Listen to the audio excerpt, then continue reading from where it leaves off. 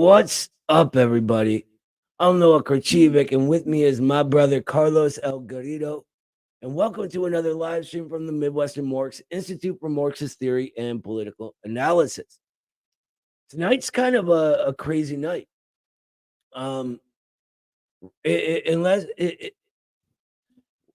Recently there was a national convention for the Communist Party USA. At that convention, things sort of fell apart.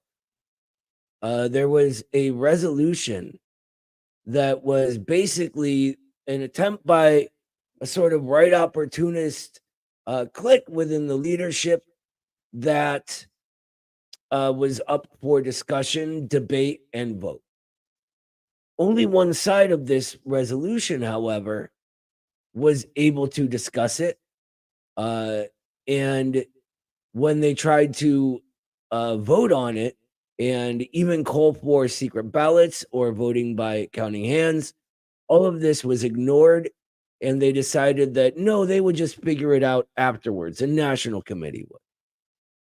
And so we're going to be talking about that and about what this has caused within the party that has such a legendary history to it right after the International.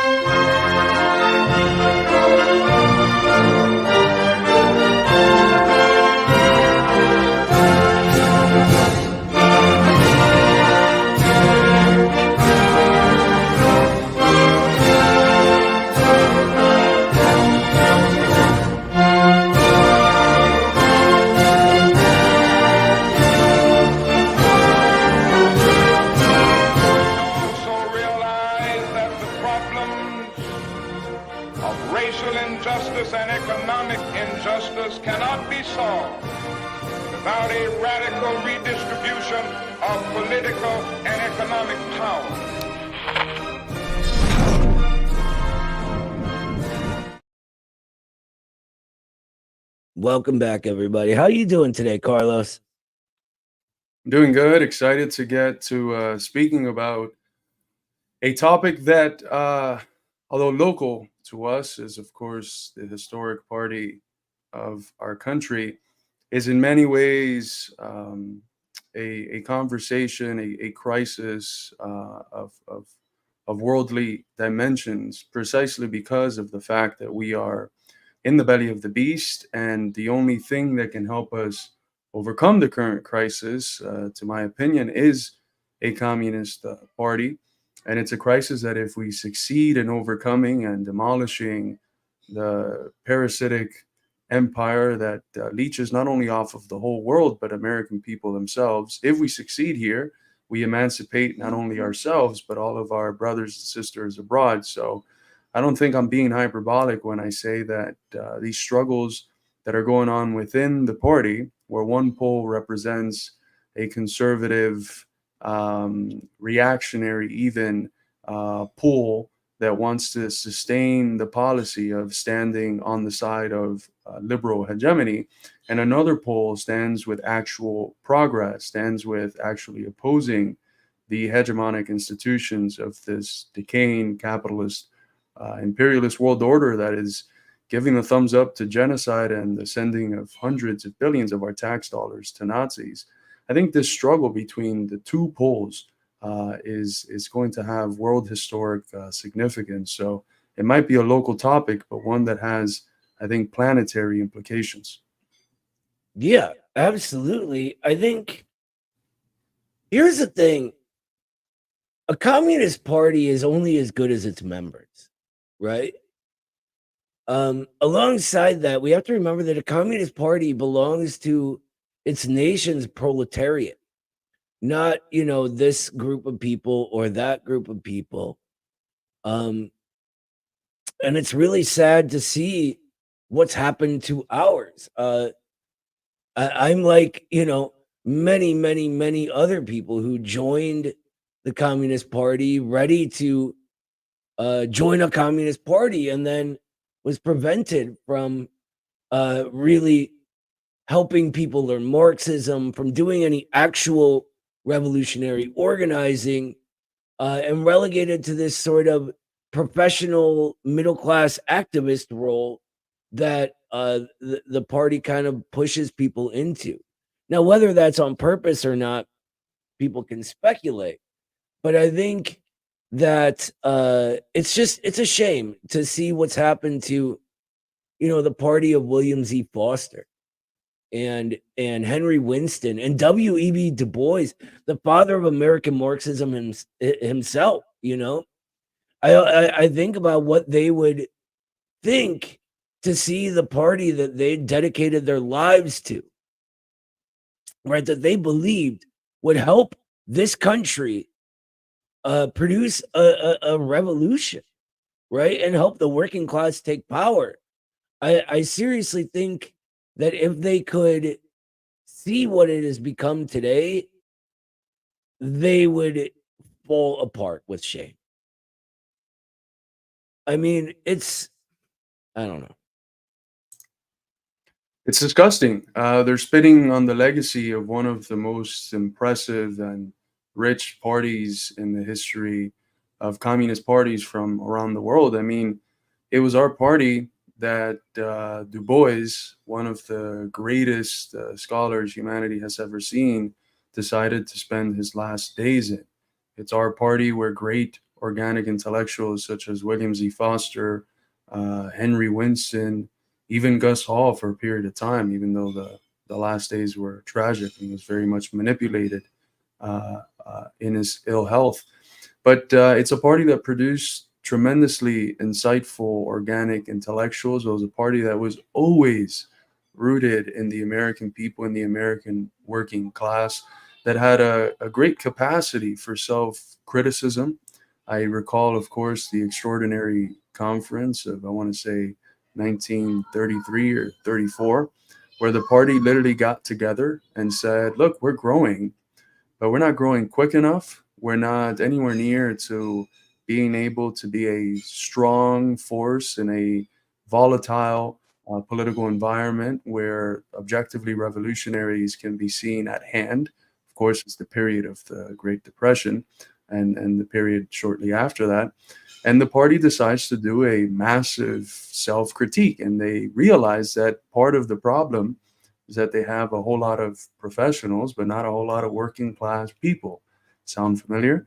And that the contradictory, but not necessarily antagonistic contradiction that exists between these two sectors of society, both in contradictions to capital, but of different natures, makes it so that if the professionals are the ones that are the sort of class that's primarily within the party, it's going to develop a culture that's anathema to working people. So they really emphasize going into the workshops and pulling from the most enlightened parts of our wonderful working class. And folks, that's what the vanguard party is supposed to be. It doesn't mean that you can't have traditional intellectuals that are class traders, but the basis is supposed to be the most advanced detachment, as Stalin said, of the working class of one's country.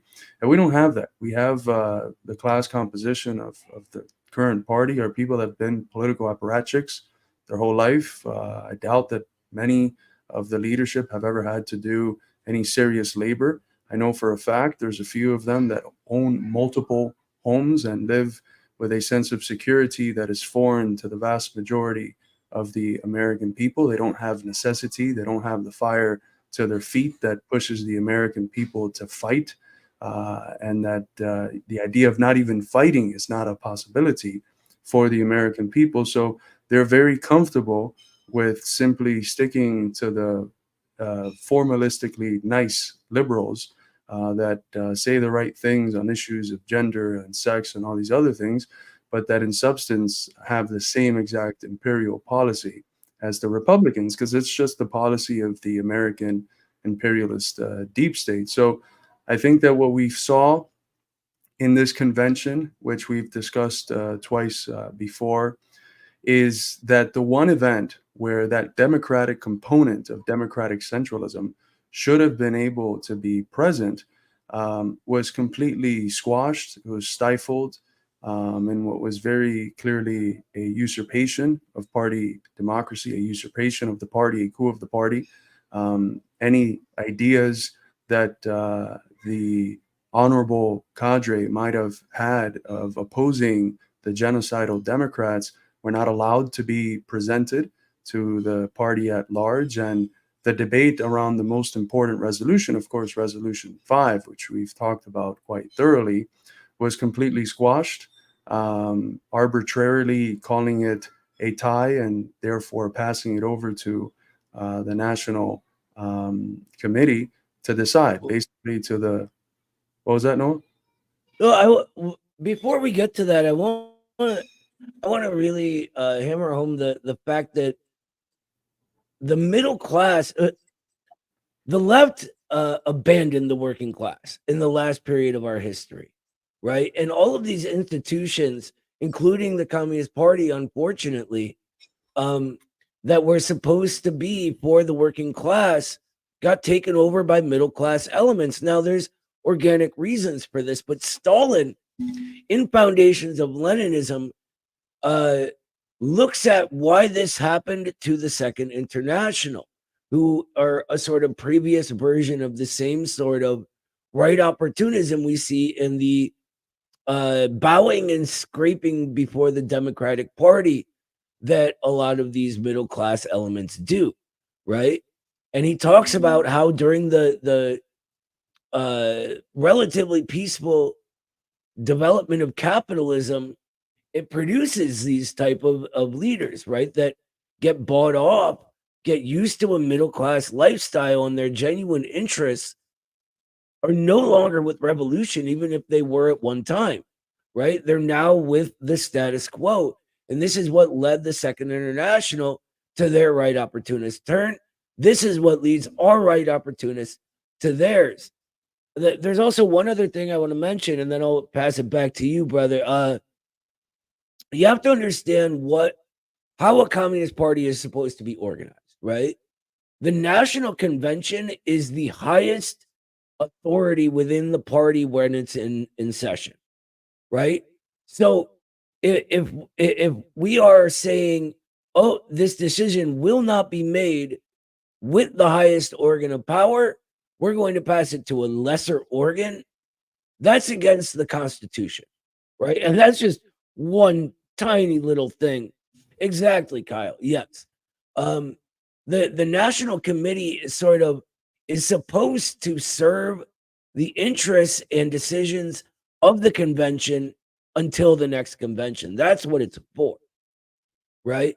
But when you go ahead, I'll let you explain basically what happened. I just wanted to make that clear first before we got into it.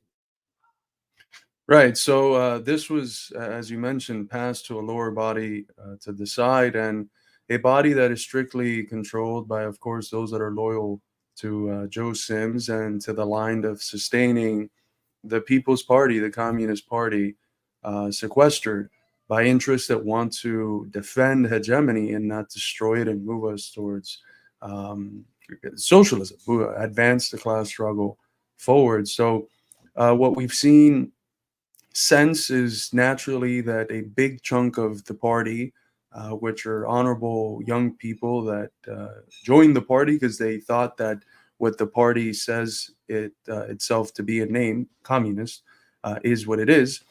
They joined the party expecting a communist party that can rise up to the occasion that history has presented the floor for a communist party. And it's seeing that it's not doing that. And they want to democratically be able to argue for why it is that something like completely tailing the Democrats and giving a blank check for Democrats is not the wise way forward if you call yourself someone who is a communist. If you claim to be in favor of bringing the class struggle forward and raising the class and socialist consciousness of the American people. So there's been a petition that has been circling around with various clubs that tries to reiterate once again, it's not the first time, but it tries to reiterate once again the discontentment with the fact that the event where the democratic component of democratic centralism was supposed to be present was completely removed, was absent. And so it's a petition that asks for not necessarily for the side of the people that are on the petition to be implemented, but it simply asks for a democratic debate. It's the asking for a democratic debate, which has been done since the convention itself, that has received this horrendous reply from leadership that has taken the form of whole clubs being banned. One of the clubs in Connecticut, Yeah, got Yukon stores. it got completely banned from the party. There's many individuals within various clubs that have been unconstitutionally expelled from the party without any trial at all, which again, it's completely unconstitutional. They're trying to lie and say that that this petition and this whole movement was something that was instigated from outside. It wasn't. It wasn't at all. It's something that is a reaction that, if you're cognizant of where it is that the people are, you should have really expected that young people that actually want to change the world, that understand that it's possible and that the conditions are there to change the world with the Communist Party, are not just going to sit idly by and see the leaders coup their possibility to even have a democratic debate on the most important issue of the day, the issue that will determine the path that the Communist Party is going to take from years for years ahead. Is it going to continue being a shill of the Democrats that want nothing to do with the Communist Party, as we've been saying for a very long time? Kamala Harris literally sent Joe Sims and the Communist Party a letter telling them, stop saying we're in a coalition. We want nothing to do with you guys. And a regular human being would be embarrassed by that. How embarrassing is it that you say you're in a coalition with someone else, and then that person has to send you a letter and say, stop saying that. It's an embarrassment for us, for you guys to say that we're in some form of all people's front, some sort of popular front. But they continue following this treacherous line that is presenting a fetter to the development of the subjective conditions here in the US. And naturally, young people and older comrades actually committed to communism see something extremely wrong with this. And what they have asked for is that there's actual democracy. There's actual capacities for there to be debates. And after genuine space for debate, if the side of the pro-Democrats people wins out, there will be unity of action. But why is it that they haven't allowed for debate? It's because they know that the members of their party, that the cadre is not going to be interested in continuing a line that wastes the opportunity that the Communist Party has to implement revolutionary change in this country in just sending people out to canvass for Democrats, which is what essentially is the essence of the party. That's most of the activities I ever hear people in the party doing. It's literally just canvassing for Democrats. So it's not just about voting Democrats, it's about literally spending all of the energies of the party, the resources, the human capital, to implement the bourgeois term, in canvassing for a bourgeois, genocidal, Nazi funding party. So you don't need any outside force to promote any petition. It's organic, something that is bound to happen when real communists are expecting a real communist party and they find this absolute garbage that not only is garbage in terms of its leadership, but a sort of garbage that imposes its will upon everyone else while completely rejecting any capacity for democratic debate. Absolutely. And even the resolution itself is I mean, let's be real, it's really the only one that mattered. And it's the only one that didn't get accepted unanimously in decades, right? And for them to just do this to it. It's wild. But what the resolution does is try to tiptoe around the language, right? It says that they need to always throw as much support as they can behind the most progressive candidate, whom they will define as who was ever running against the MAGA right or the far right or whatever they want to call it. In practice, all this does is waste the time and energy of people who joined what they thought was a communist party on trying as hard as they can to get Democrats elected to whatever bourgeois office we're talking about. Right? It sort of puts it on this sliding scale of metaphysical nothing, like predefining what is progressive based on whatever the Democrats are doing. Right? It's ridiculous. And when this resolution came up, right? It's there were oh god, I forget how much time there was. Like right before it, first of all, they okay, let me take one step back. I apologize. First of all, they had a member of the Communist Party of Israel, which is I've never heard of this country. Have you? Not a real country. I don't know. But they had him come and talk to them right before this. Right? Someone the amount of insulting within just doing that is absolutely astronomical. While the party they are trying to get every one of their members to support is funding a genocide in Palestine. But 51 people signed up to speak in opposition to Resolution 5, this Follow the Democrats resolution. There was about 4 minutes allowed to speak against it, and they got rid of it. That is not an actual debate against. And then when there was so much confusion going on when the when the votes are being called that half the room is shouting, asking what they're voting about, right? And they take a voice vote on this resolution 5. Someone suggests doing a hand count. Someone suggests doing a secret ballot vote. They ignore all of that and just say, oh, well, we couldn't tell by voice. The National Committee is going to decide. Really? Unreal. And Noah, you know what really grinds my gears? The fact that these are the people that have the audacity to say that they're fighting a fascist threat, that they're this big coalition, they're in this big all people's front with the Democrats who want nothing to do with them. They're in this big coalition to fight the fascist threat, as they are the first people that in their party squash any semblance of democracy. Any semblance of democracy within that party is squashed. For what? For what? To sustain a correct line? No, to sustain a line that says that we have to usurp the People's Communist Party in order for this party to continue being the cucks, the bitches of the Democratic Party. That's what they want to continue. They want to continue to have a party that does nothing but tail the liberal wing of hegemony, which is the most efficient, the one that's carrying out a genocide right now in Palestine by a state that our state is sending our tax dollars to the tune of billions, and sending weapons to murder babies, horrendous dismembered bodies that are chronicled all over our phones. And then they have the audacity to bring in a settler from Israel to talk to the communists, to the cadre. If I was in that party, I would be disgusted. I would be offended. It's horrendous.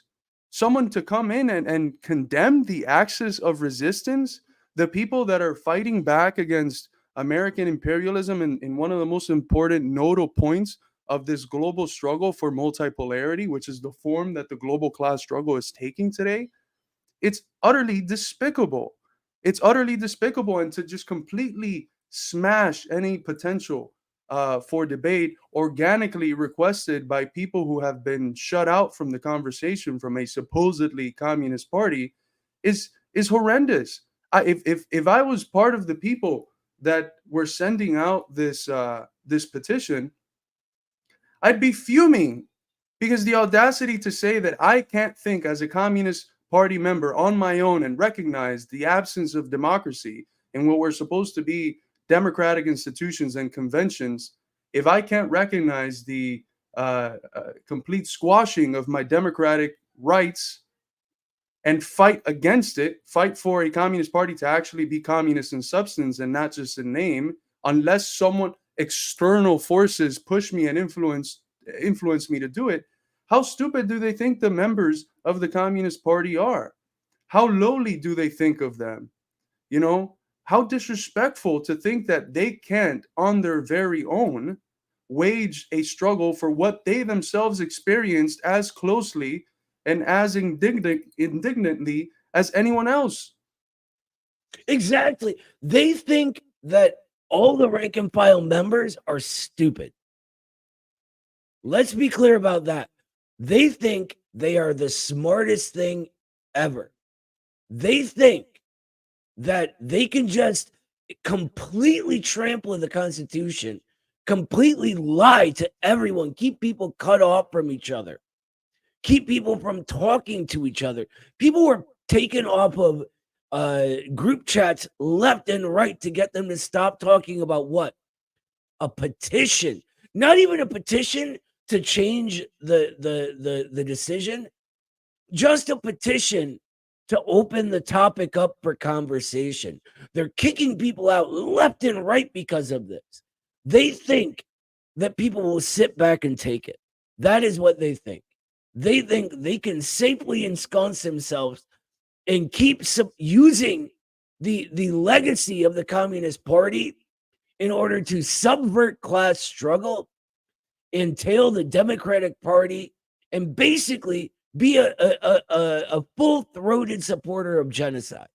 They think that the members aren't going to fight back against that. They think that they can break. I mean, the amount of constitutional bylaws that they've broken throughout this entire thing is just staggering.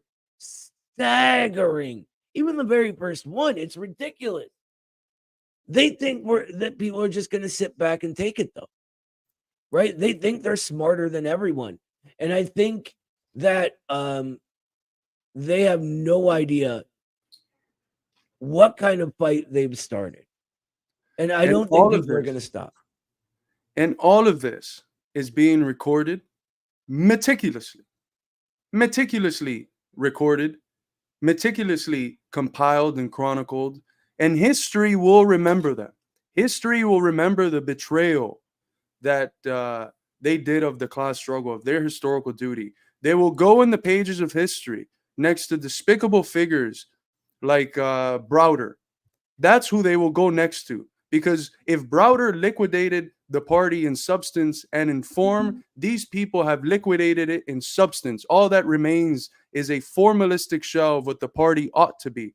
And it, of course, that the members that have been going in by the thousands into the Communist Party, people who have been radicalized by the moment of necessity and struggle that we live in, when they get into the party and they find that it's a party in form only, of course they're going to be pissed off. Of course they're going to try to band together to help the party, to actually help the party become a real communist party, not the shell, the formalistic shell that it currently is, where the substance of what a communist party is supposed to be has completely been liquidated, not indifferent to how Earl Browder did it back in the day.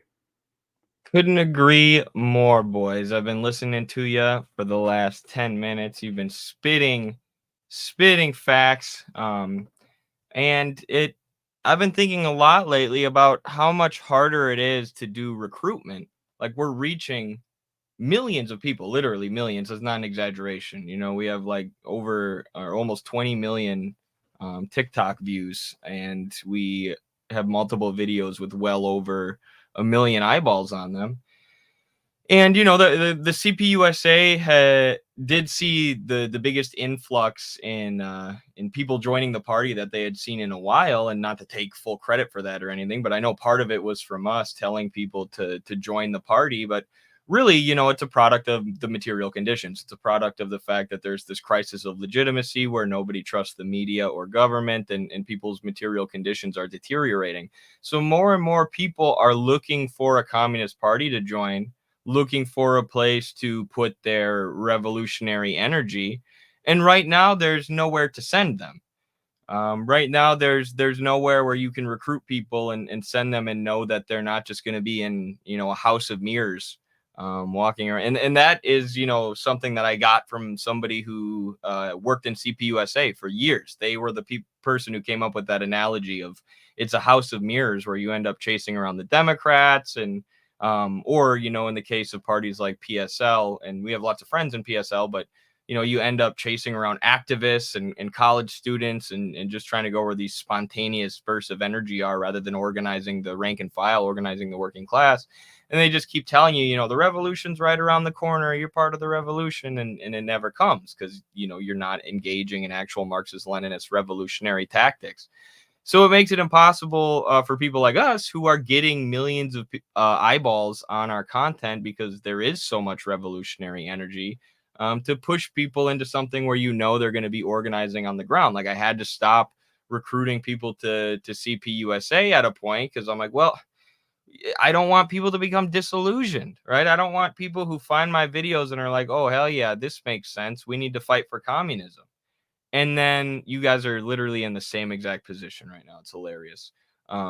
Your heads were facing the exact same way. But you have all these people who want to fight for communism, and then they end up trapped in this house of mirrors and they become disillusioned. I didn't want people to become disillusioned and stop being communist because they saw what the CPUSA is. But I will say this, the CPUSA will be reformed, or it will, or something new will come and take its place, right? You can't stop the revolutionary energy forever, and this party can't remain corrupt forever. Joe Sims comes from the Sam Webb era. He comes from an era where the CPUSA leadership said, oh, well, the Soviet Union fell, communism is over, we'll just be Democrats now. But there are millions, if not, hundreds of thousands of young people who are becoming politically educated, who are getting, radicalized, for lack of a better word. And they are looking for a serious party. So it's creating this crisis of legitimacy for the National Committee of CPUSA, where they're unable to hang on to this, democratic tailist position. Yeah. I couldn't agree. No, go ahead. I couldn't agree more. It's bound to happen sooner or later. Either the CPUSA reforms itself and allows for democratic procedures, or something new comes about. And look, I just want to emphasize how much time has been wasted over specifically the last 8 years since 2016, perhaps even further, by a party that is sitting on resources that I don't think the vast majority of people know how big they are. Institutes such as ours and other similar groups have been able to build themselves up from the ground, usually by people struggling to get by as ourselves, basically living paycheck to paycheck. But we've still been able to reach millions of people because the message is right.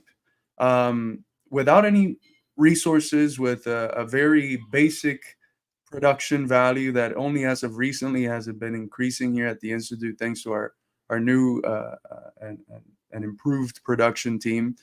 But with nothing, groups like ours have been able to change the hearts and minds of literally hundreds of thousands of people, and perhaps even more.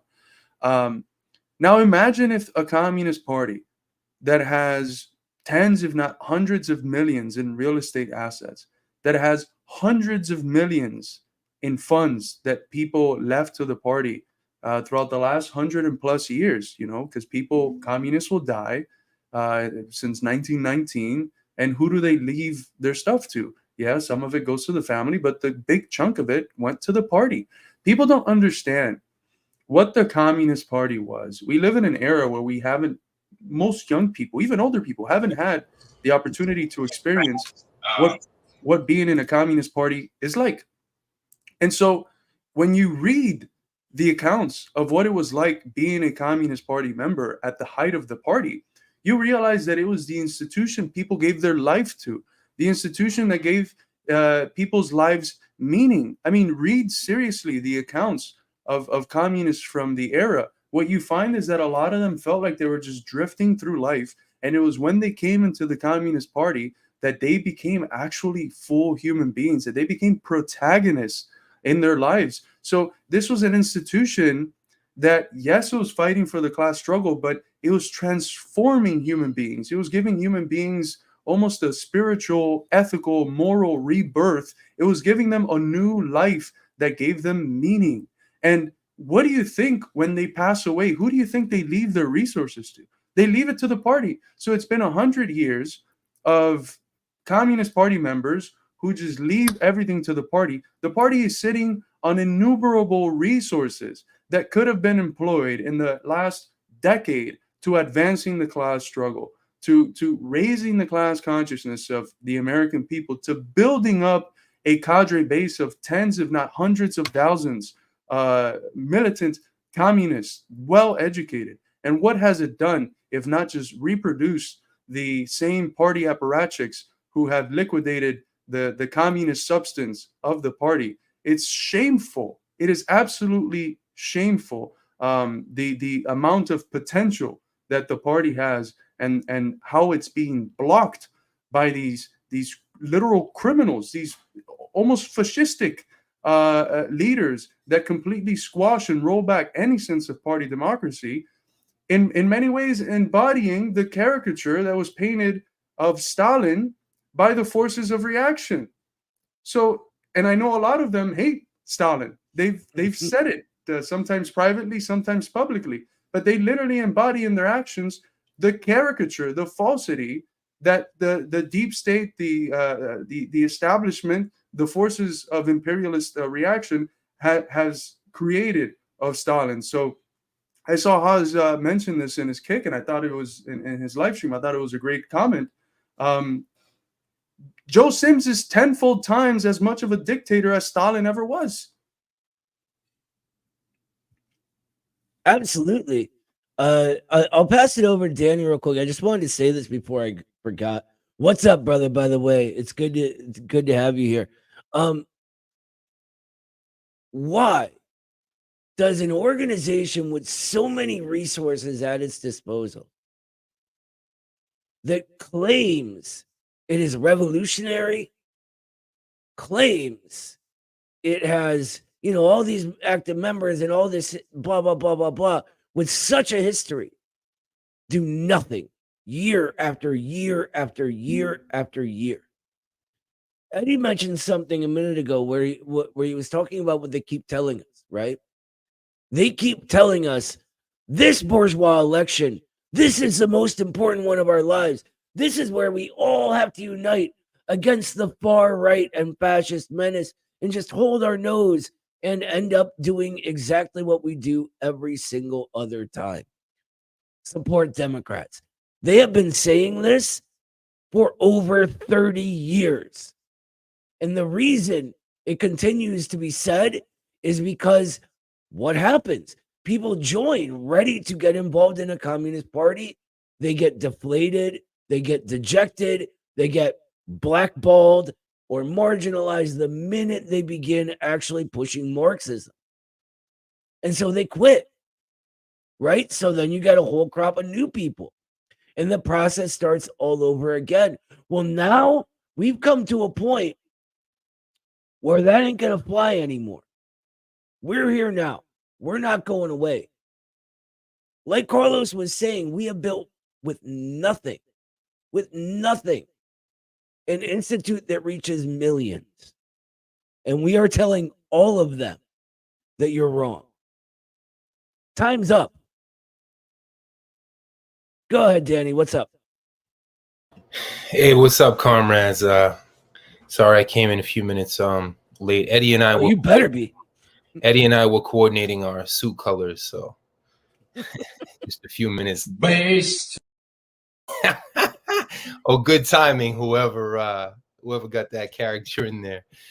Yeah, I mean, this is another thing that really attracted me to Midwestern Marx from the beginning, because like most people who are young, who come up in the struggle, I came up very, very, very idealistic, full of energy. And when I heard about, the Communist Party USA as a teenager, of course, I was so excited. And I had big expectations. And you know what they say about expectations? They're a resentment in construction. Peace to Dan Kovalik. Yeah, we love you too, Dan. Love you too, Dan. Great internationalist comrade doing his thing from continent to continent in the anti-imperialist spirit. So yeah, the first time I got kind of slapped around by the CP here in New York, it hurt, because I was looking for camaraderie and I was looking for mentorship. And for decades I've had this communist zeal and energy.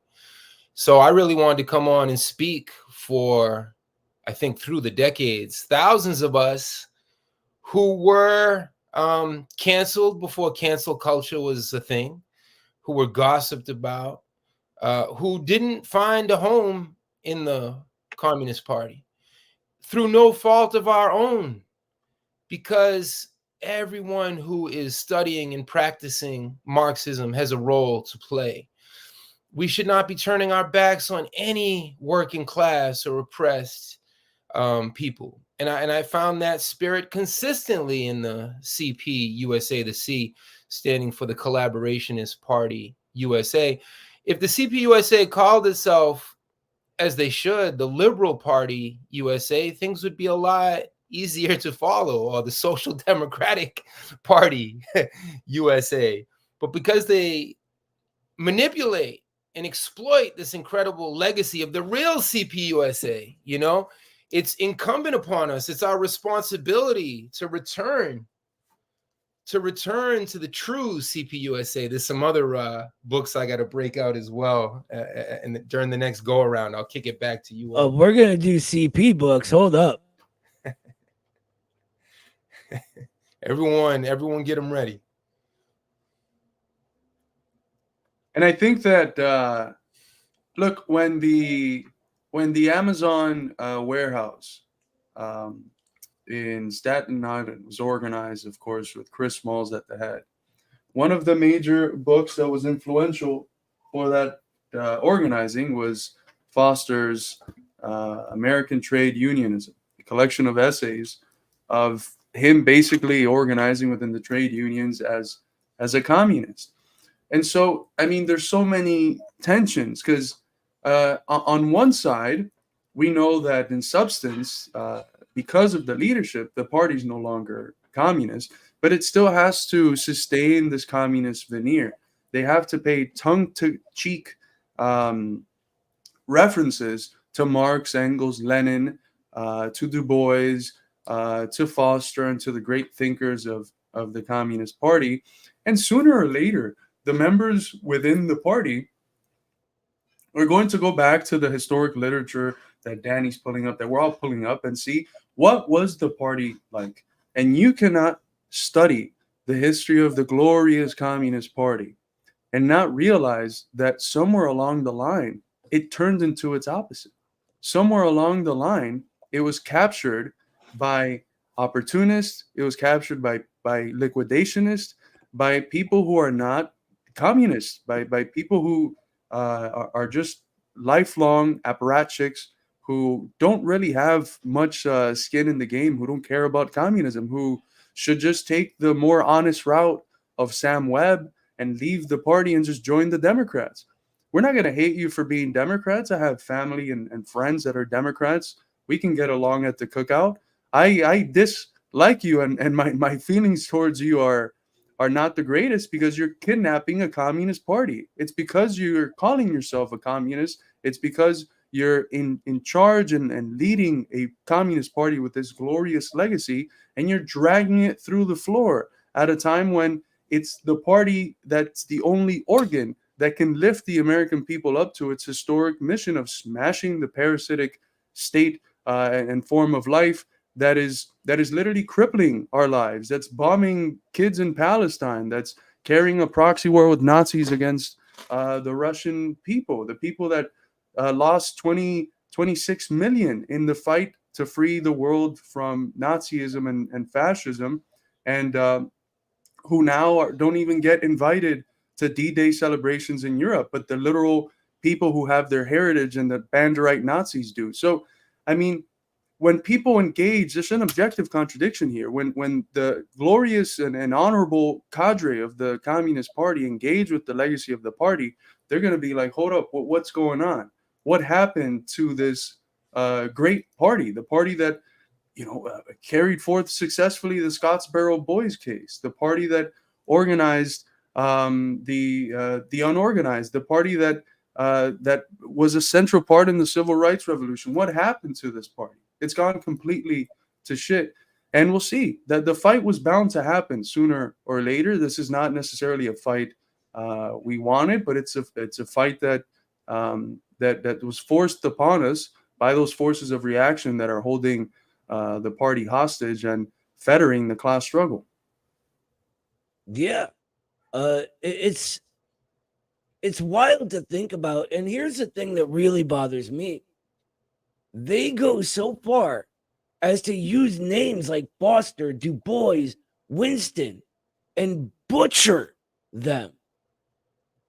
Do you guys remember maybe a month ago, maybe two, there was that hit piece that was put out on the CPUSA's website about us and some of our friends like Haas from the Infrared and Jackson Hinkle. In that, the person there was trying to say that we were all Browderists, right? Not understanding, not ever having read a word of what Earl Browder actually wrote or did, and then was trying to say that Foster saved the party from the evil Browderists, right? This is a vagified narrative that members get told. The problem is it's all topsy-turvy. The content of it is wrong. They were trying to say that patriotism, something that's just been within communism since Jump Street, was the Browderism, and Foster came and had this noble struggle against patriotism and saved the party from it, right?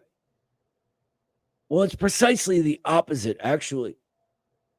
Foster writes glowingly about patriotism and how it was actually a lack of understanding Marx and Lenin that had taken earlier progressive forces away from embracing the proud progressive tradition within the USA. And we laid this out in the response we made. And so it's all things like that. Anytime they bring up the names Foster, Du Bois, Gus Hall, anybody, it is only to give us a sort of calcified dogma based on a distortion of what they say. I'm going to refer everybody to Stalin again right now. Go to Foundations of Leninism. Read the section on method. What he talks about the Second International doing is precisely what they do. It's almost as if they've taken tips on how to act from Kautsky himself.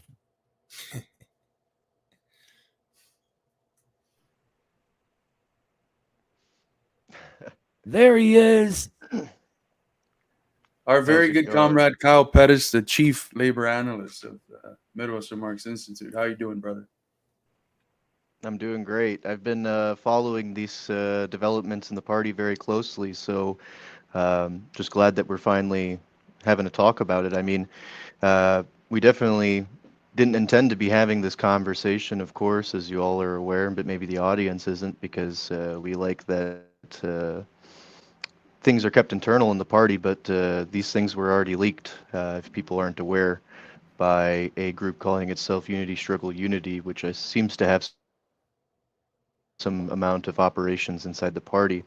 But Yeah, I mean it's a very interesting development. We were all speaking very passionately about Resolution 5 in the lead up to the convention, and sure enough, this was the big deciding factor for a lot of people who are in the party. And I mean, I've looked over all of the evidence, everything that I could get my hands on, and it's actually insane that every single twist and turn, the party leadership has taken an unconstitutional stance and done unconstitutional acts against its own membership. I mean, I think we should really hammer home that at this point, the CPUSA is just occupied. It's occupied by a clique of individuals that have actually engaged in factionalism to preserve their own position of privilege and prominence within the party, and have completely destroyed the democratic organs by which party membership is even allowed to discuss these issues.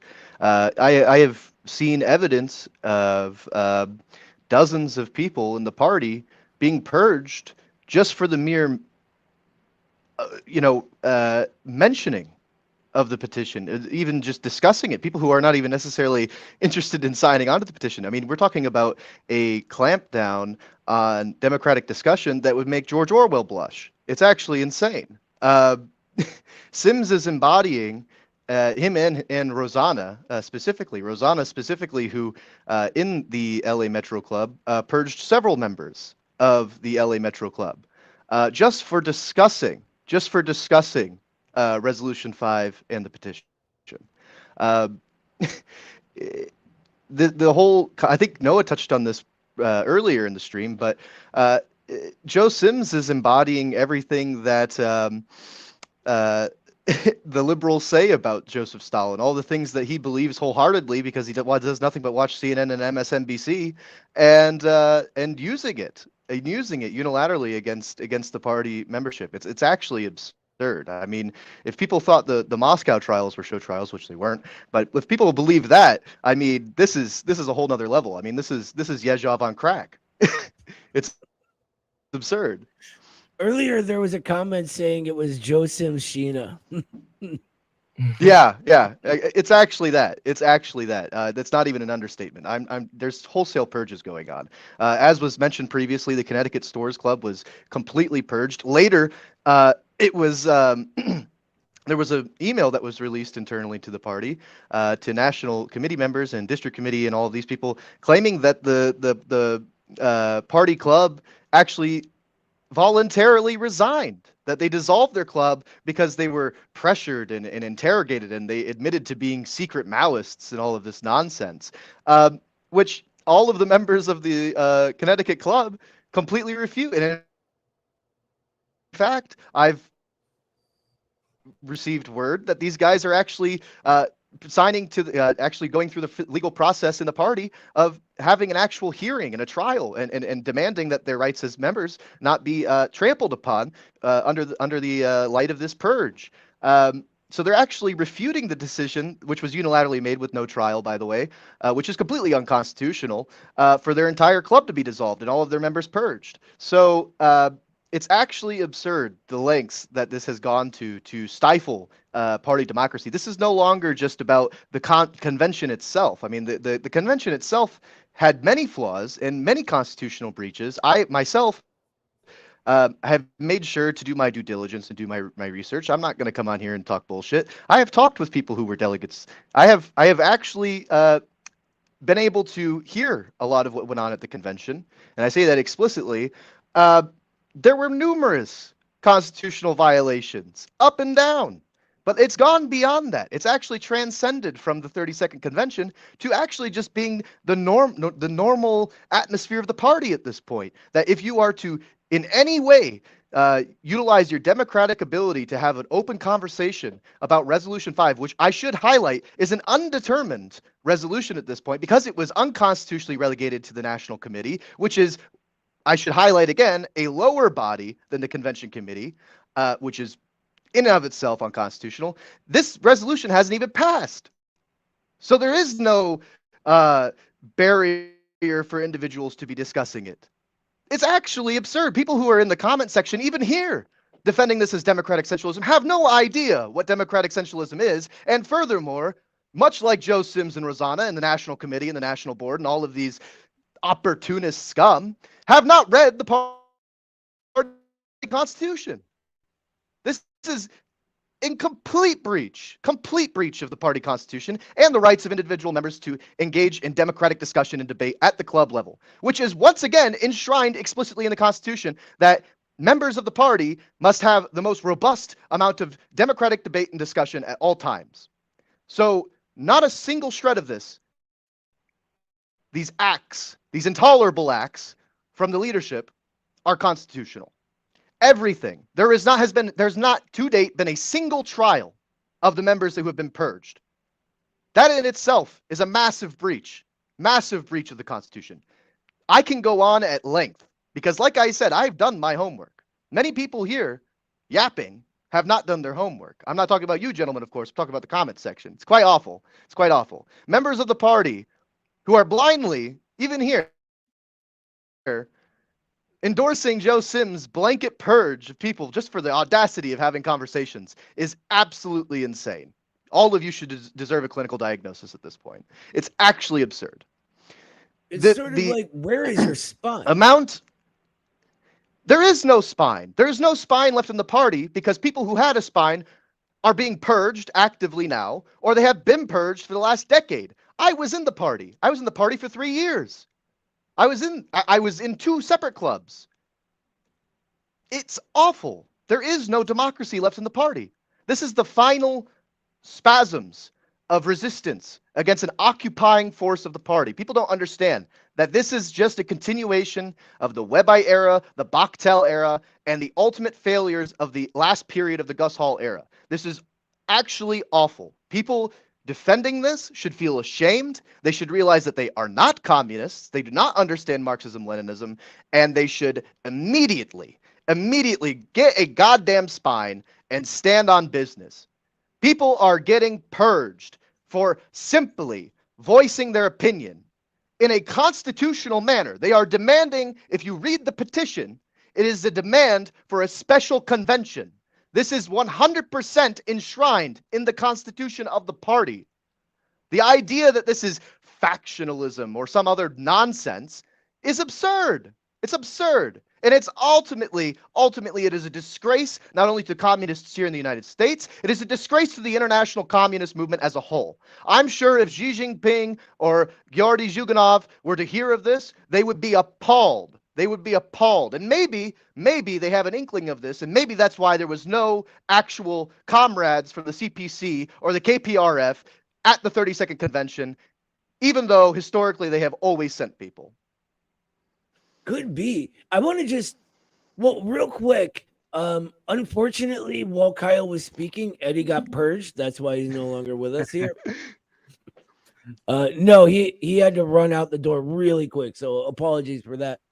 But let me just say, I want to read to you guys specifically what this, like Kyle was saying, everything got leaked. I want to read you specifically what they were calling for with this petition. There's 4 points. They say that there was a disregard of opposition voiced during the proposal of the rules of the National Convention, extreme and unnecessary limiting of discussion time on the 2024 elections resolution, disregard of motion for division on the aforementioned resolution during its discussion, and the cultivation of a restrictive environment unconducive to fruitful and comradely discussion. Right? So they call for 5 things. Democratic discussion to be reopened and resumed on the proposed resolution on the 2024 elections so that all opinions of party membership may be represented and heard. The democratic discussion to take the form of a special national convention as specified in Article 6, Section 4 of the CPUSA Constitution. This special national convention to focus on coming to a democratic decision on the resolution by delegates elected to this convention, state and district committees of the party to vote for a special national convention to take place, and comrade members to raise the above points in their respective party collectives to discuss and vote in favor of these calls. literally what this is the meat and potatoes of the petition. Does this sound like factionalism to anyone?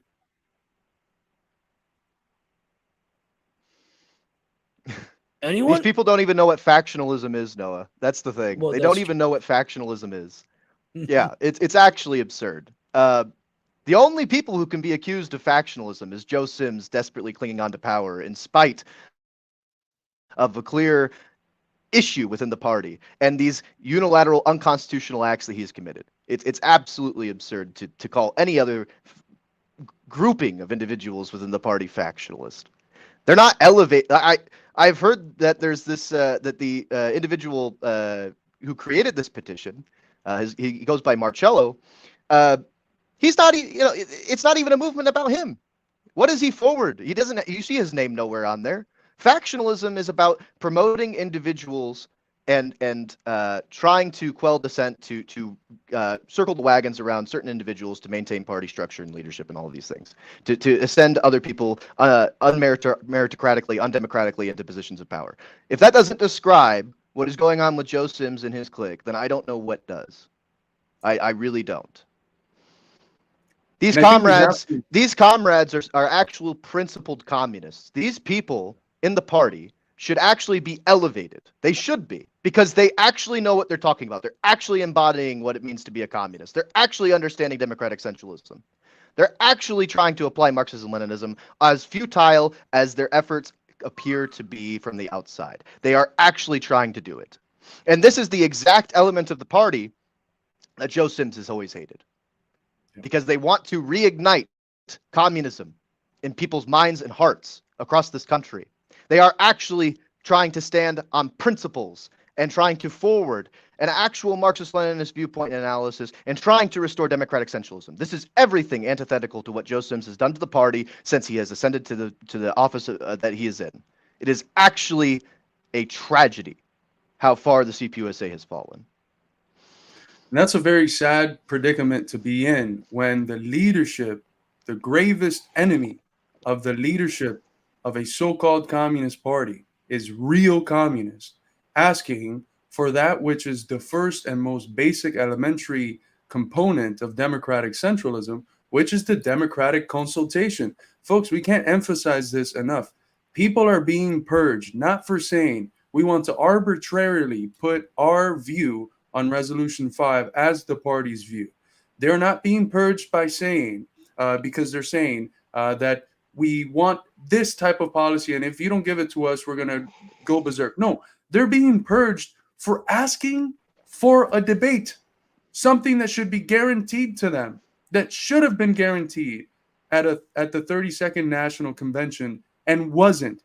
It was a right that they had that was completely usurped and stripped from them. And now all they're asking is the capacity to have the democratic consultation that is mandatory, without which you can't have a communist party.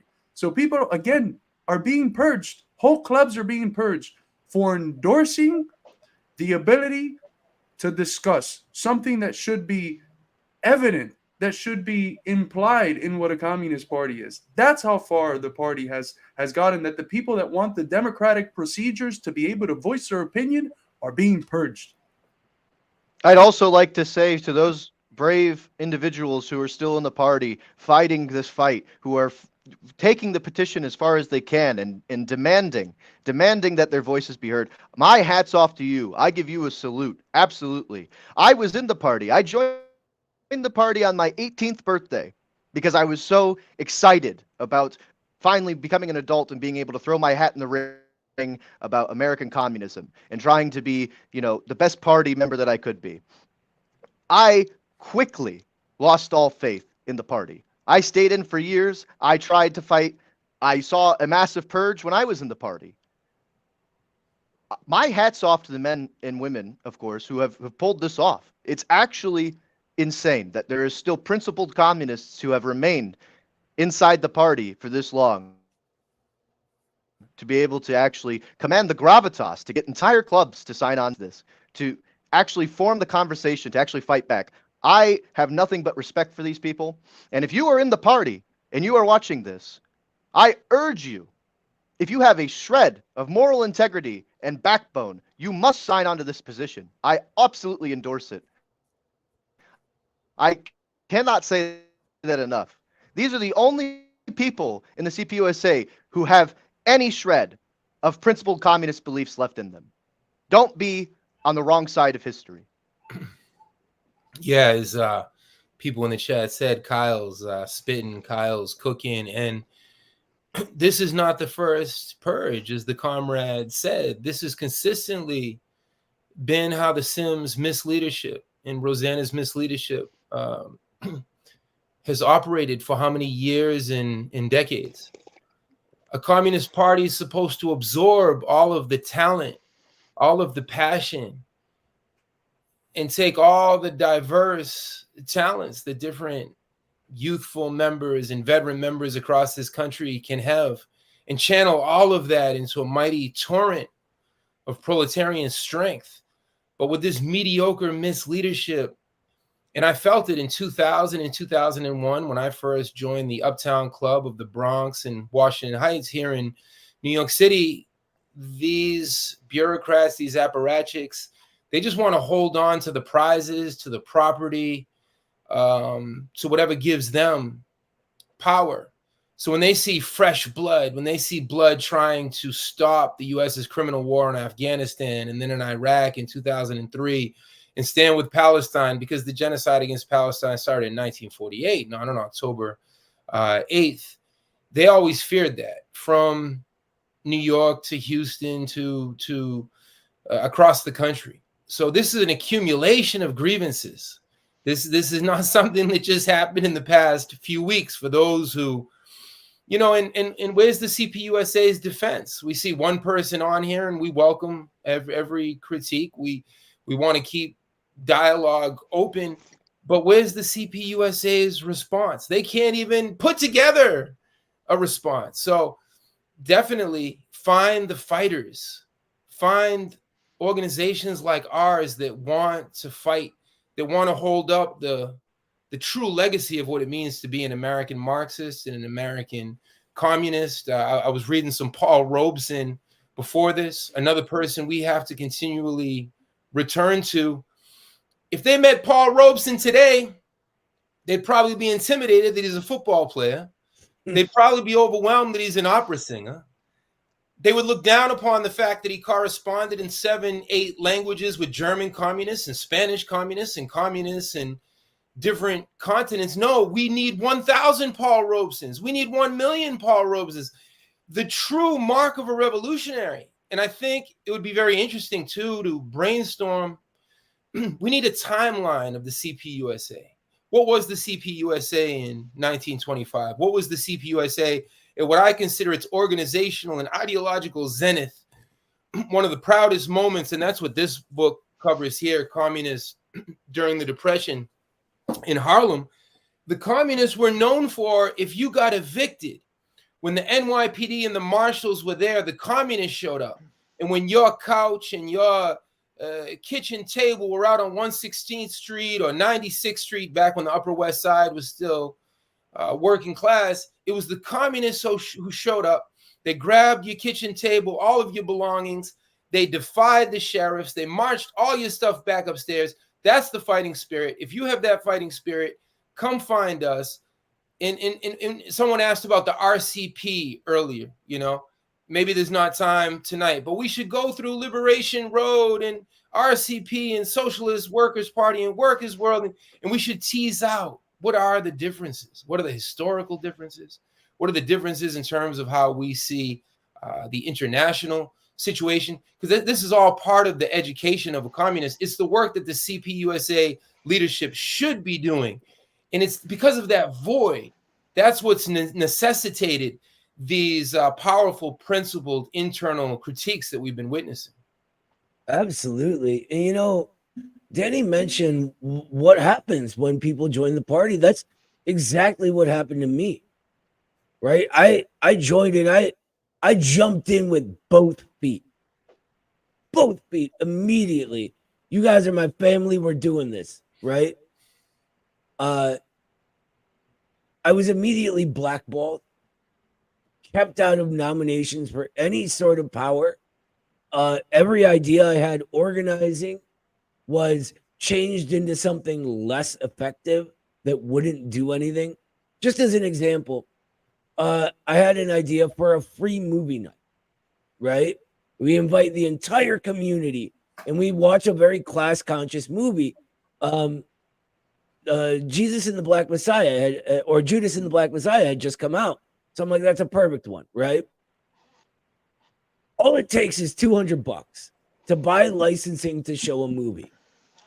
They refused to get this, so we weren't allowed to advertise. So like 6 people show up. Just tank the event. What they do is funnel you into pointless protests. You want to go to a protest other people are organizing? Sure, go ahead. That's what we do here, right? We don't organize the whole thing and loudly say we're communists, right? Nope. Go to the Women's March. Hold up a sign, right? Do nothing. It is always in the sort of direction of stopping class struggle from happening. And so when you look at things over a period of decades, always finding some revolutionary way to have nothing happen, you got to draw a pattern there. But I don't know, Carlos, what do you think? I want to get to we have like a lot of super chats and some questions I want to answer, but what do you think, brother? Well, I think it's clear that they take their cues from liberalism and the activist liberal NGO world, and that form of pseudo activity that leads to fundamentally nothing because it's not premised on any clear, coherent vision of the problem, on any vision for how to move forward in an organized and united manner rooted in the people. It ends up just being literally a form of pseudo activity. And I think it's not just not productive, but it's counterproductive because you go out to these protests, you put up the same sign with the same 10, 15 cats, and then you come back home and you feel productive. You're like, yeah, I participated in the class struggle. And you'll do that for 40, 60, 80 years even. And what will be the fruit of those years of going up with the same sign every weekend? Nothing. That is not real organizing. Real organizing is bringing new people, new working class people into a position where they can have faith in your party, where they can have faith in the communists. Because not everyone has to necessarily be made a cadre. What you need also is the sympathetic mass that has faith, a faith rooted in tested results, but faith in the communists, a sympathetic mass. So if all you're doing is going out with the same people every weekend, just waving the same signs, you're not doing anything. And that's the sort of directive that the liberal activist brain NGOs gives, and all of the socialist organizations, so-called socialist, so-called communist organizations in the US take their cues from that. And what have we seen? What has been its fruit? What came about of the protest against the war in Iraq? Did it stop the complete obliteration of the Middle East?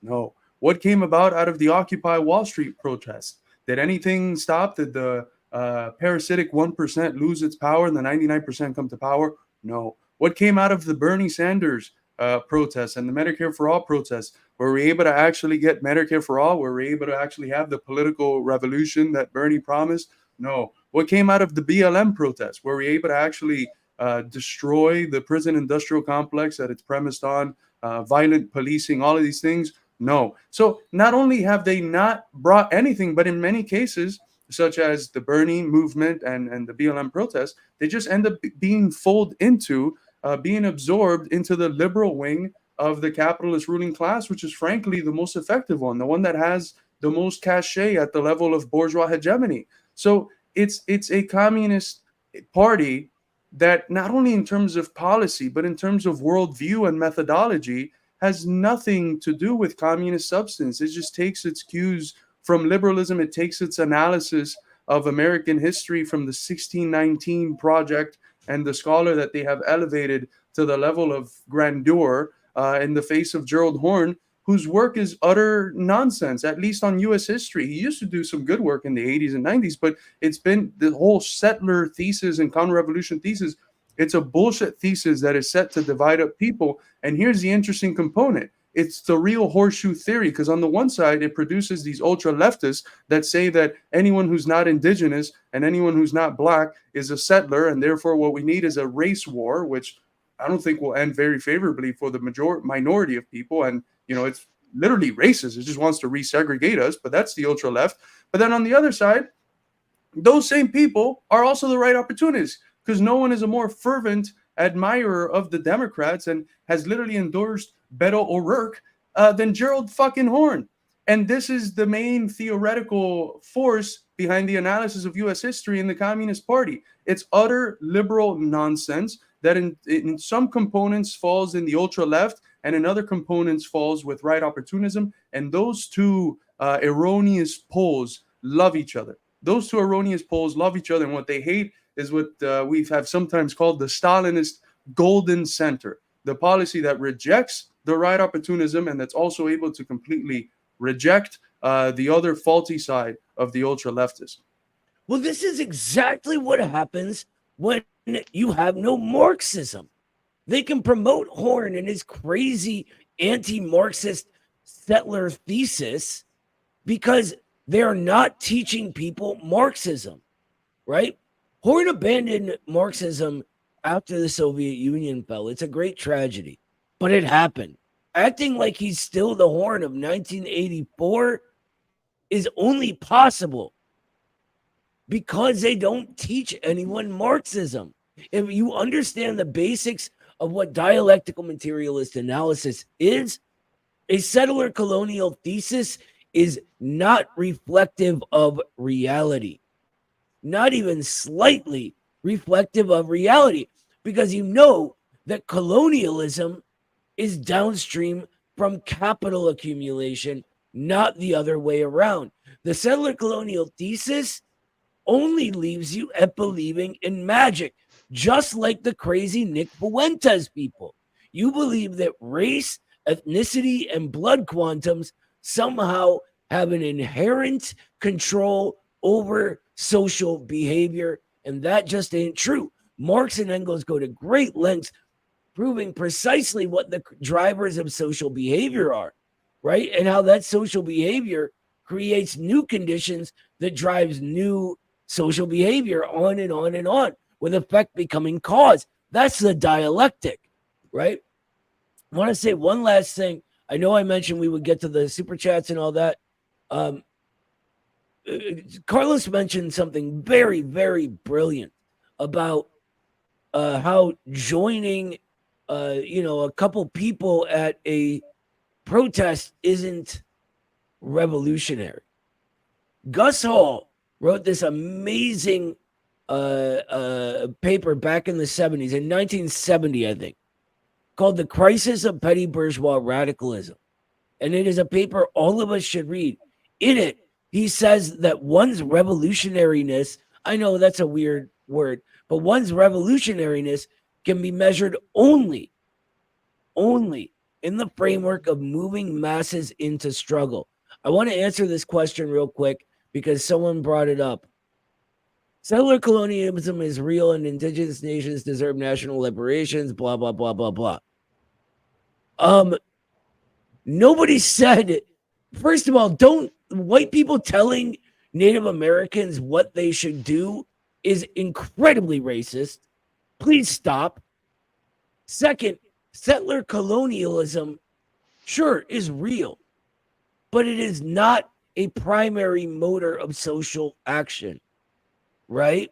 And in the USA, we've got over 200 years of class struggle and history that has created the American people. And if you can't deal with it, you aren't a Marxist.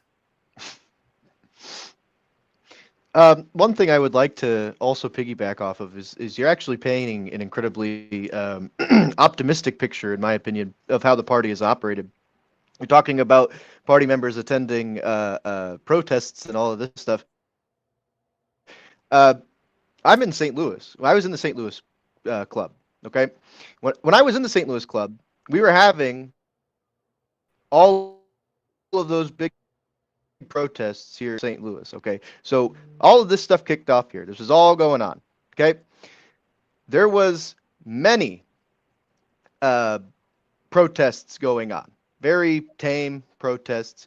I was personally told by members of the leadership here not to attend these protests, which is fine. You know, I attended them anyways, but I was personally told not to attend these protests because it's too dangerous, it's ineffective, it doesn't matter.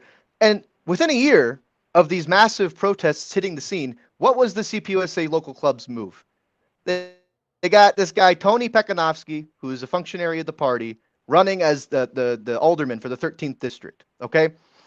And what does Tony Pekanovsky talk about in his platform? He talks about reparations and all this stuff for black people in St. Louis.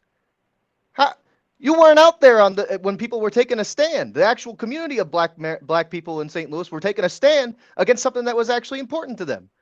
But you opportunistically want to bring it up? I mean, like, either don't bring it up or stand on business. These people have no spine. They don't care. All of these people are opportunistic. They don't give a shit. They don't have any convictions about any of the things they talk about.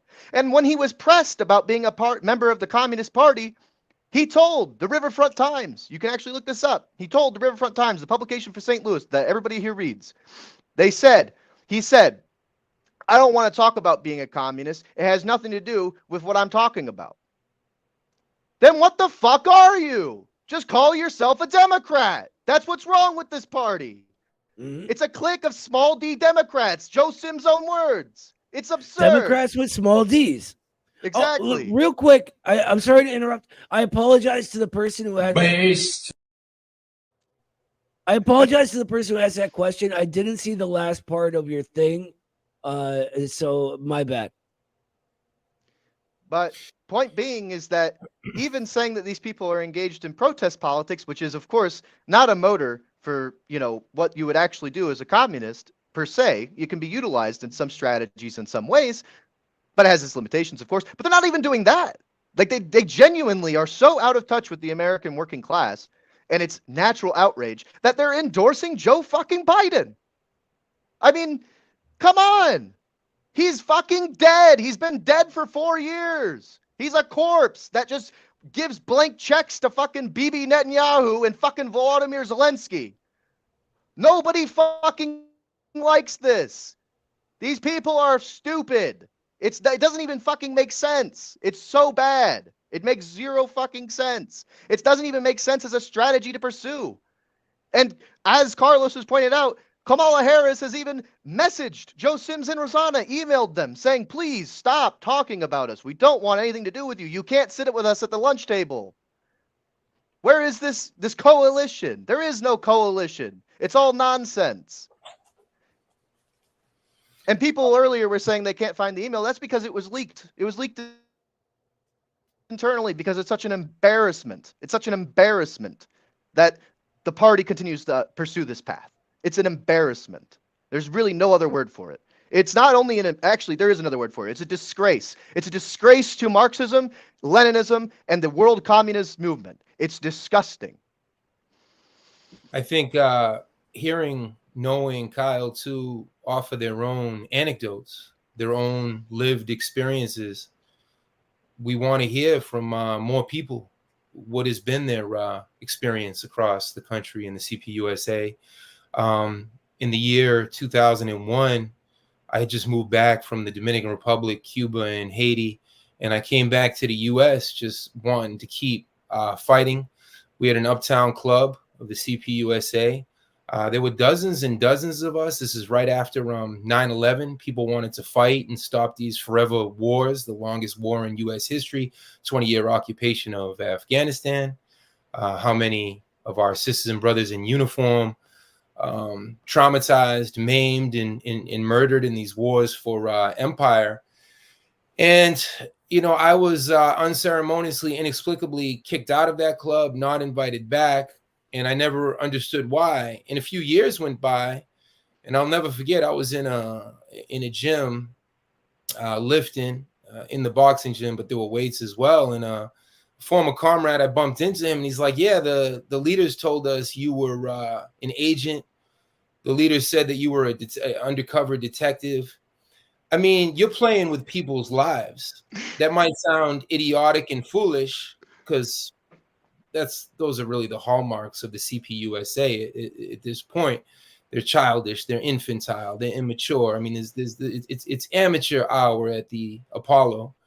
But for them to just spread rumors because they felt threatened by a potential youth leader, I mean, think about how unprincipled that is. We should be doing the diametrical opposite. The Sandinistas, the Nicaraguan revolutionaries, have a slogan that I love. They say, praise comrades behind their backs and critique them to their face.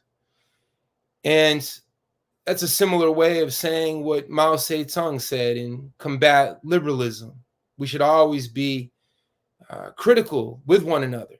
Mm-hmm. Just because someone's the general secretary does not mean that they're beyond constructive, fraternal critiques.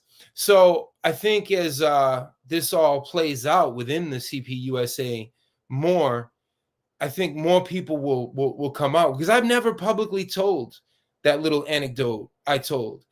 And you know, if Pumphy, I'll say comrade, I don't know who Pumphy is. If this is an argument in good faith, a polemic, a debate, we want to have debates in good faith.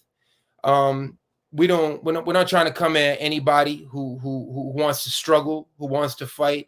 Our beef is with the misleadership, the affiliation. You know, if you want to defend the CPUSA, Pumphy, how do you defend any affiliation with Genocide Joe? Like, if you could point to some historical moment and you could say, well, with our United Front or our Popular Front, we're confronting the Ku Klux Klan and, you know, in North Carolina, and you're out there with actual Democrats and you're in struggle. I mean, that would be one thing. But think about it concretely. What are you doing in this United Front? Killing more Palestinians? Occupying Haiti for a fourth time in 100 years? Cutting our sisters and brothers off from their social benefits? So before I pass it back and we cover the super chats, I just got a quote from this book here. In August 1935, so just in 3 or 4 months, just the Black membership in the Harlem CPUSA in 1935 increased by about 100%, from 300 to 700 members. Why? Because of the victories achieved by Harlem protests organized by the CPUSA and the wider left, employing direct action tactics and interracial alliances. This is back in 1935. This is when Mussolini was trying to colonize Ethiopia. And the CPUSA's actions had a profound impact on many Black intellectuals and political leaders, deeply shaken by the Depression, which had disrupted their careers as well as their hopes of peaceful change. The community now agreed with communists that relentless protest and alliance with the labor movement and the left held the keys to Black progress and the liberation of all people. Like communists as well, they identified the rising power of international fascism with the lynch mobs, employers, and politicians who kept Black Americans in submission. It's our view, going back to the original Rainbow Coalition of Chairman Fred Hampton, a real chairman, not like this fake Chairman Joker, Joe Sims. And that's not personalized. That's just based upon the complete misleadership. And the best thing he can do is step aside and let a new generation step up who stands on principle, who stands on anti-imperialism. And that's what we're advocating for. That's beautifully said. While we were talking, we had some big super chats. Thank you so much to Comrade Darg for the huge $50 super sticker. Thank you so much, brother. Thank you so much, John Moon, for the $20 super chat. Sean says, thank you, Midwestern Marx Institute. This is long overdue. I couldn't agree more. Material conditions have deteriorated to such a degree in the U.S. that any party still supporting either of the two major parties has revealed itself as total frauds. Yes, as total frauds and as forces of reaction.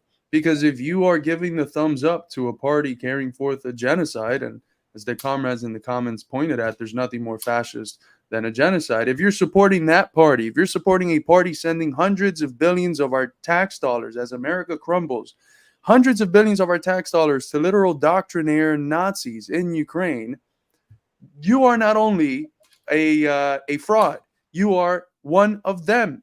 You are one of them. You're supporting the forces of reaction. You're supporting the forces of fascist reaction, the forces pushing history backwards and trying to sustain it where it is. You are the farthest thing from left, what left originally meant, and the farthest thing from being a communist.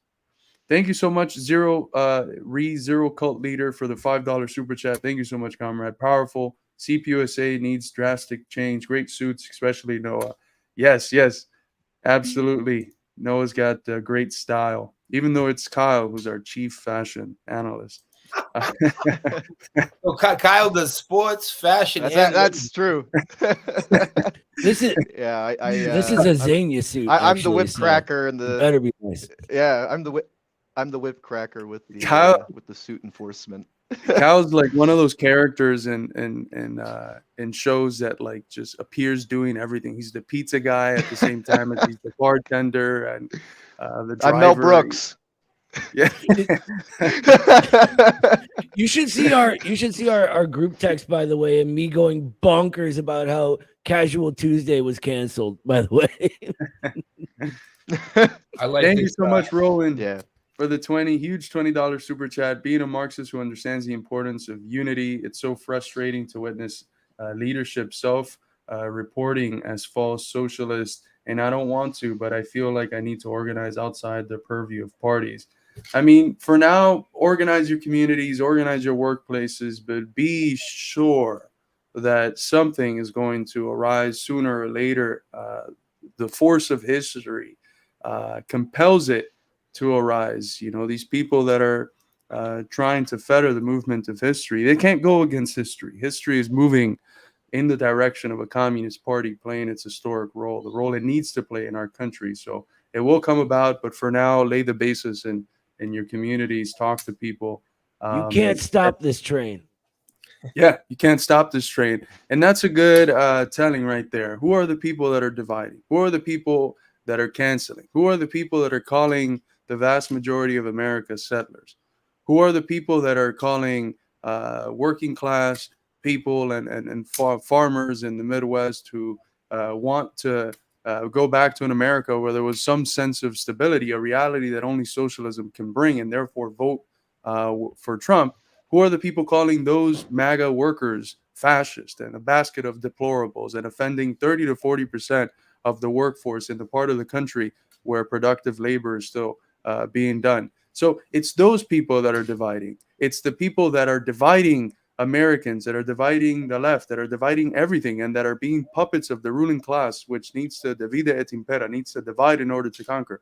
Those are the ones that we're fighting against. Those are the ones that now shamelessly want to accuse the people that actually want unity against the imperialist fascistic state that we're in of factionalism. It's utterly turning the world on its head. Thank you so much here, Battle Cossack, for the 200 Argentinian pesos. This is a little bit off topic, but I would say that the comments that I've received from my good communist friends in France is that you have primarily three forces: a sort of ultra right with Le Pen, the objectively kind of far right with Macron, who's shit, and then this pseudo leftist coalition with Mélenchon at the head. But they're all simps of empire. They're all super pro NATO, super pro EU, super pro Ukraine. They all hate Russia. They all hate China. The only difference is that there's some glitters of soft Zionism in some of the left coalition who want one Palestinian state. But again, that's a solution that's not viable at all. It's not viable to have the two-state solution and just give Palestine a state. It's been shown to be a complete fraud. It's a no solution at all. We need one state from the river to the sea that actually provides equal rights. It's not based on apartheid. That gives equal rights to Jews and Arab Muslims and everyone that's there. So what the pole of communist revival, I think the real communists in France, what they've been urging for is what they urged for is a boycotting of the election. And what we saw was that 48% of the French people didn't vote. So I think the biggest block, if there would have been a vote for people that didn't vote, those people would have won. So it's a general disaffection with the whole accepted political spectrum, from the pro-imperialist social democrats to the far right and the regular rightists. It's a general disaffection of the European people. And just like us in the U.S., necessity is immediately before us for working people, and something's got to give. You can't hold people down for this long without giving them alternatives. Eventually, they're going to pop, and something will come about. Hopefully, it takes the shape of our friends at the Pole of Communist Revival playing some leading role in it. Thank you so much, Joey Shantz, legendary Joey, for the $5 super chat. Remember, guys, the Joe Sims loyalists are not like us. They're not like us. I couldn't agree more. Some of them have 2 houses. I know this. There's quite a few people within Sims's top leadership clique that they go down south in the winter. So that sort of material condition is not something that resembles anything that the regular American people experience. And thank you so much for the $1 super chat, Colin Tai. Of course, Colin Tai is one of the great champions of the proletariat and of Marxism, bringing to the fore the women's question and combating bourgeois feminism.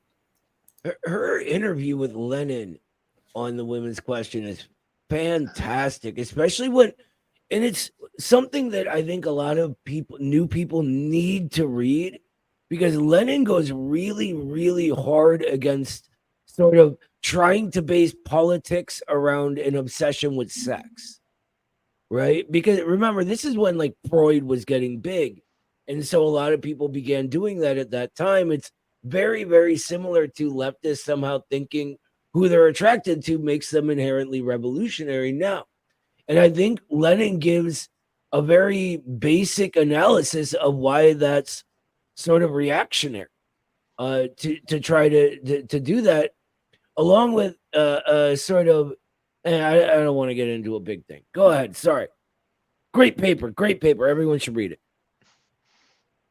Yeah, one thing I wanted to add is that if you have been personally purged, your membership has been revoked, you've been purged, you've been kicked out of the group chats, which is purging, by the way. It actually is. Look up the Constitution. If you've been purged by the CPUSA, I actually would love for those individuals to contact Midwestern Marx, contact me, and we will bring you on, because we want to hear firsthand from people who were purged in this process about what happened. We want to hear it from the horse's mouth.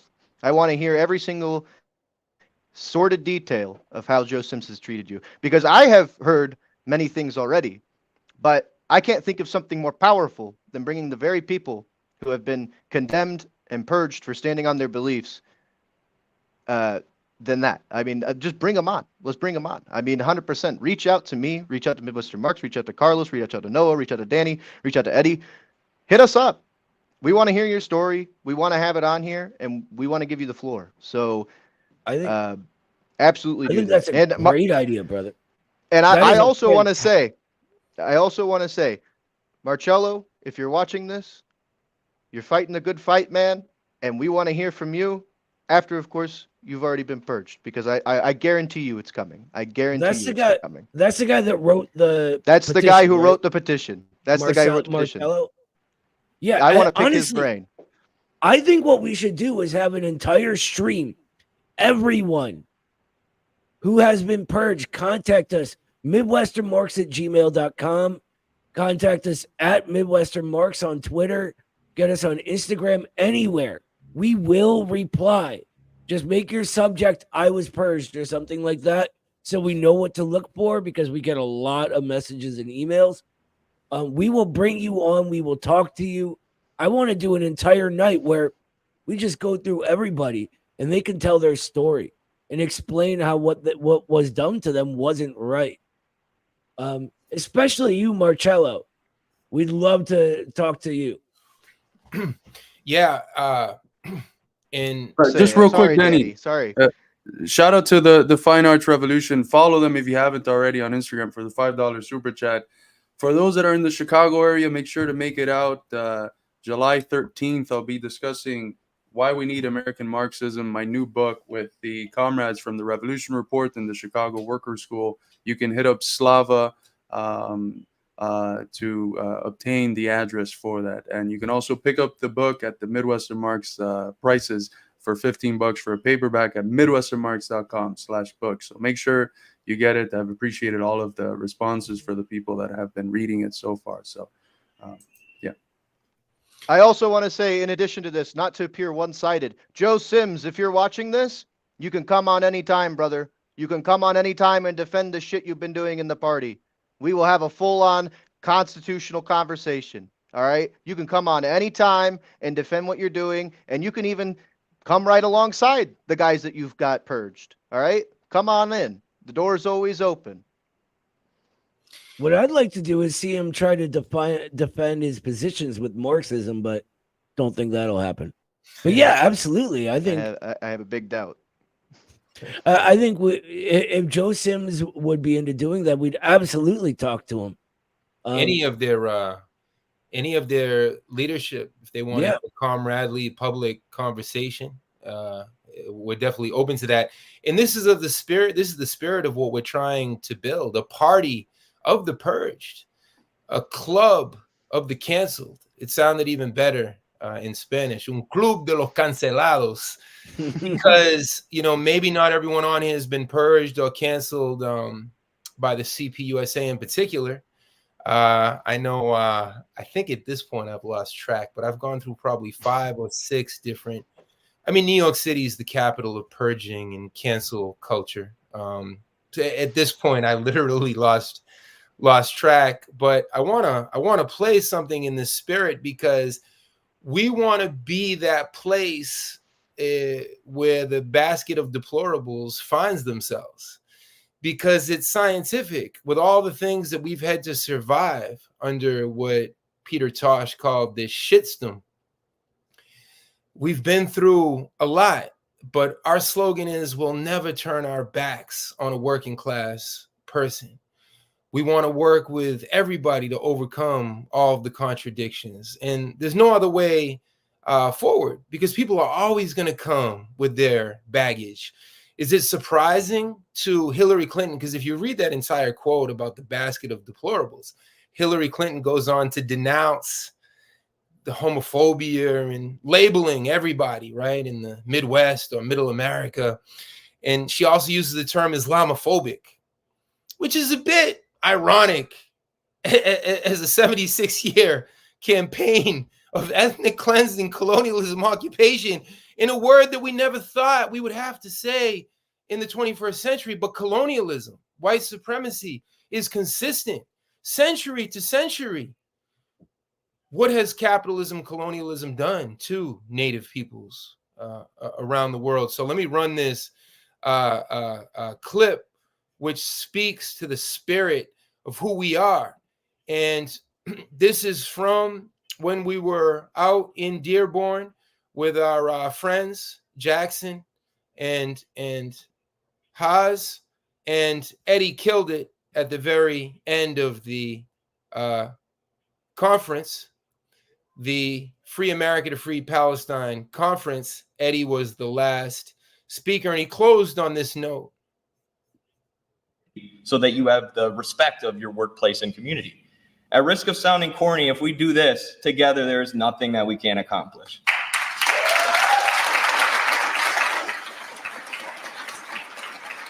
And that is exactly why our institute is entering into this alliance with the likes of Haas and Hinkle, and it's exactly why we're here today.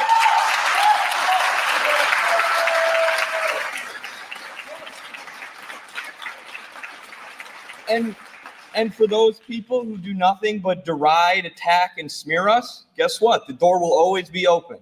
We'll be here building when you get over your purity fetish and you come decide to help us change the social system into one that actually serves the people.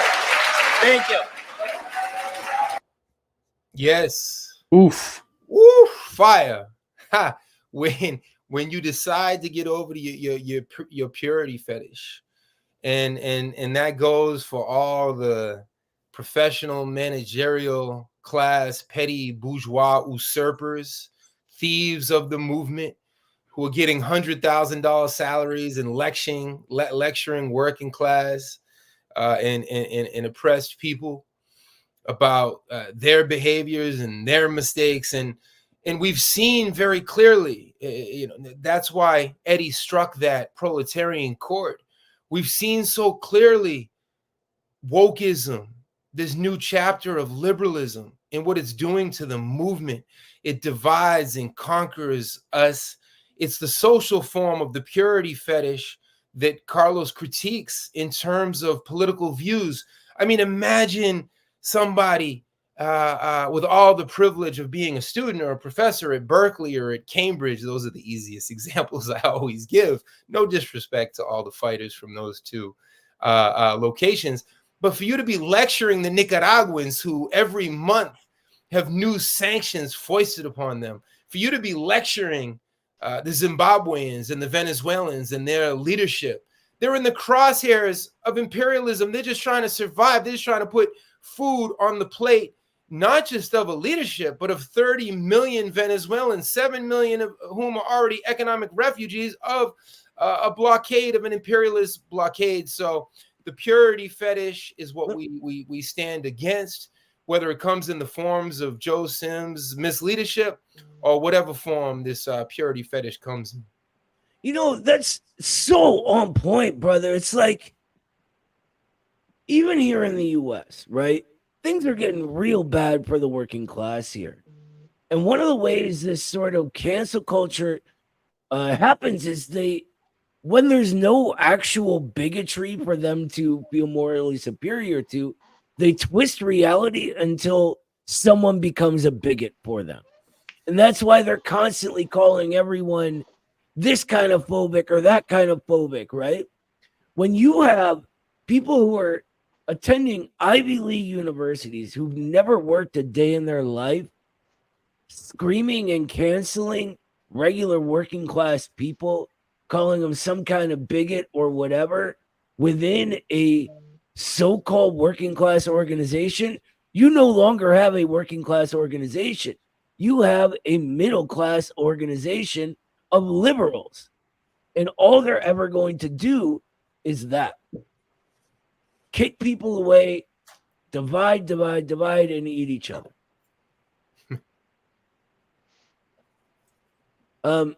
We got a super chat. Let's see. We got a few. I don't know where we were. Oh, here we go. The Fat Commie. Thank you for the $5, by the way. He says, hey, gents, recently joined up with the RCP. So far, it seems like a stable group for the people. What are your thoughts? It depends on what you mean by RCP.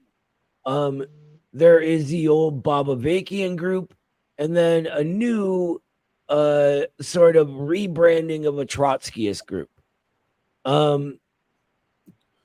I think a lot of people are sort of struggling to find anywhere to organize that they can. And I don't ever want to tell anyone to not organize, but be very, very, very careful of Trotskyists. There are some good people that come out of Trotskyism, right? There's a guy that is one of the nicest people I've ever met that goes by Trotsky of the 21st century or something like that. I call him the good Trot in my head, right? Great guy. Some people that were fun of actually originally came out of that, like Radhika Desai came out of it, right? It can happen. But Trotskyism as a world historical movement has been counter-revolutionary in content, even when they say they are the most revolutionary there is. We need to remember to look at the real world position. What actual role do people play? And Trotskyism as a movement played the role of attacking communism as it exists in the real world. Now, it does this through various means, but you get what I mean. So do what you can. I mean, we're in this era of necessity, so things are going to be popping up left and right. in the next year or two. But yeah, just be careful. I think Noah, you clearly articulated the operative word there being is they came out of Trotskyism. I think that's the most important takeaway there. Was that the RCP? Yeah. I'll just say quickly, I've known the RCP for a couple of decades. Two different groups, though. Remember? I don't know. I only know the Bobavakian RCP. Yeah, exactly. There's a new group that what was it? International Marxist Tendency are now the Revolutionary Communist Party as well. But nothing to do with the old. Correct. RCP, Nothing at all. The Bobavakian RCP. Nothing to Yeah, do. my impressions seeing the RCP over the years, they weren't dialectical. They were never looking to listen. They were always trying to lecture you. They were better than you. You have to know about Bobavakian. They didn't emphasize Lenin or Marx or Malcolm or Ho Chi Minh. It was always Bobavakian. And then their stance on Cuba and Venezuela was ultra leftist, if that's ever been a thing. It's almost like they reinvented ultra leftism.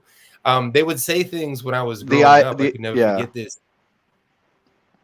I'm sure you got some good anecdotes too. They would say the Cubans should burn the sugarcane fields so they can revolutionize production, as the Cubans are trying to overcome an airtight, watertight blockade from the strongest imperial power in the history of mankind, humankind. There you have the Bobavakianites lecturing those under the gun. So my 3 decades of experience has been one of extreme arrogance coming from the RCP. We should always engage with the people. Of course, we want to recruit. Of course, we want to build up our organizations. Of course, we have what should be the highest form of patriotism, which is party patriotism in a true communist party. But the way the RCP has done it is not a winning formula. But if anyone's out there and hasn't had this type of arrogant disposition, well, of course, we're open to building with everybody. You know, well, I hate burning to the sugar fields I that hate to could be the get them bearer. millions from the Soviets. Yeah. Go ahead. Well, Sorry, I Kyle. hate to be the bearer of. Yeah, I hate to be the bearer of bad news, but the IMT had equally awful ideas about Cuba, Venezuela. Last I IMT? spoke to them, which was a couple of years ago, and admittedly, oh yeah, I mean they had equally horrible takes on Cuba and Venezuela. Who's the so IMT? the IMT is what became. They're the ones who just became the new RCP. So I can't imagine the RCP having very good takes. In addition to that, their highest form of organizing stuff that they were doing, the IMT back in that time, at least here in St. Louis, was entryism into the DSA. So I'm not very impressed. That's my takeaway. There's my anecdotes. Sam with the 20. Thank you so much, brother. You guys are awesome. Keep fighting, he says. We absolutely will, and you better too, brother. Joey Shantz with another $2 says, ew, imagine being a tribe. Yeah. Come on, straight man. Up. You got Noah sounding like Biden. Come on, man. Come on, man. Listen here, Jack. When it gets late, the old man in me comes out. I'm going to start talking about corn pop, and pretty soon I'll just trail off and wander over there somewhere like Biden does.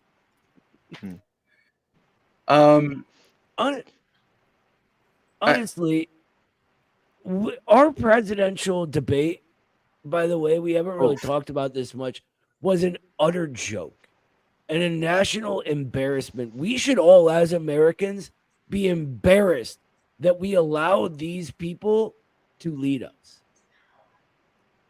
Literally, Trump goes, let's not act like children. Biden goes, you're a child. That happened in a presidential debate. Then they argue for like minutes over their golf handicaps, right? they were both like stuttering and stumbling, and Biden mumbled off multiple times. Honestly, the rest of the world is laughing at us, and they are correct to. It is on us. Everybody, all of you guys watching right now, you guys, it is on us to fix this situation. Only a country's working class can solve the problems of its ruling class, right? We're not going to get, saved by revolutionaries from China, no matter what weird fantasies the LARPy people have, right? We got to do it ourselves. Joey says Yeah, it was being two a old communist men. means Oh, go ahead, Kyle. yeah, I was gonna say being a communist means wanting to take responsibility for your country. That's Yep. all it means. I mean, that's the surface level definition of being a communist. So it is incumbent upon us to actually have to solve this issue because the bourgeoisie are quite happy with how things are. Yep. Communism is the highest, the only genuine expression of patriotism, of love of your people, your traditions, your land, your civilizational project. Joey here says it was two old men bickering about who supports Israel harder. Yeah, I mean, I think the performance from Biden was very much expected.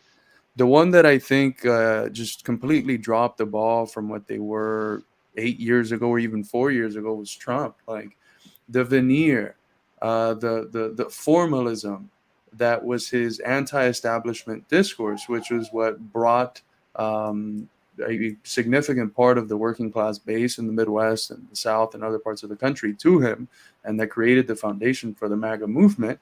That veneer of radicality and anti-deep state, anti-swamp discourse is gone. So we knew that Trump was in substance a swamp monster, in form anti-swamp. Now what we saw in this debate was that the form and the content have aligned to such an extent that it's clear that he's just a shill of empire. And I think the real question is going to be this mobilized, organized, to a certain degree, class conscious, lower level of class consciousness, but class conscious MAGA base. What's going to happen to it? Who's going to organize that? Who's going to reach out to those people and let them know that Trump was a fake messiah? The real messiah is themselves. When they organize themselves into a communist party, they're the ones that can be held responsible for the trajectory of their country. As Kyle said, be sovereign, be actually capable of embodying what we were promised and what all Americans believe in, which is a government of, by, and for the people, and not a government of, by, and for big investment firms, banks, and corporations, which is the sort of government that very clearly now is evident that Trump serves. So I think the American people lost the debate in general. Those are the real losers, not one side or the other. Both lost. The American people were the biggest losers, but they could be the biggest winners if it becomes clear to both the MAGA base and everyone else that they are all disaffected by the same system and that there is a way forward. There is a solution, and the solution is one that requires them organizing and fighting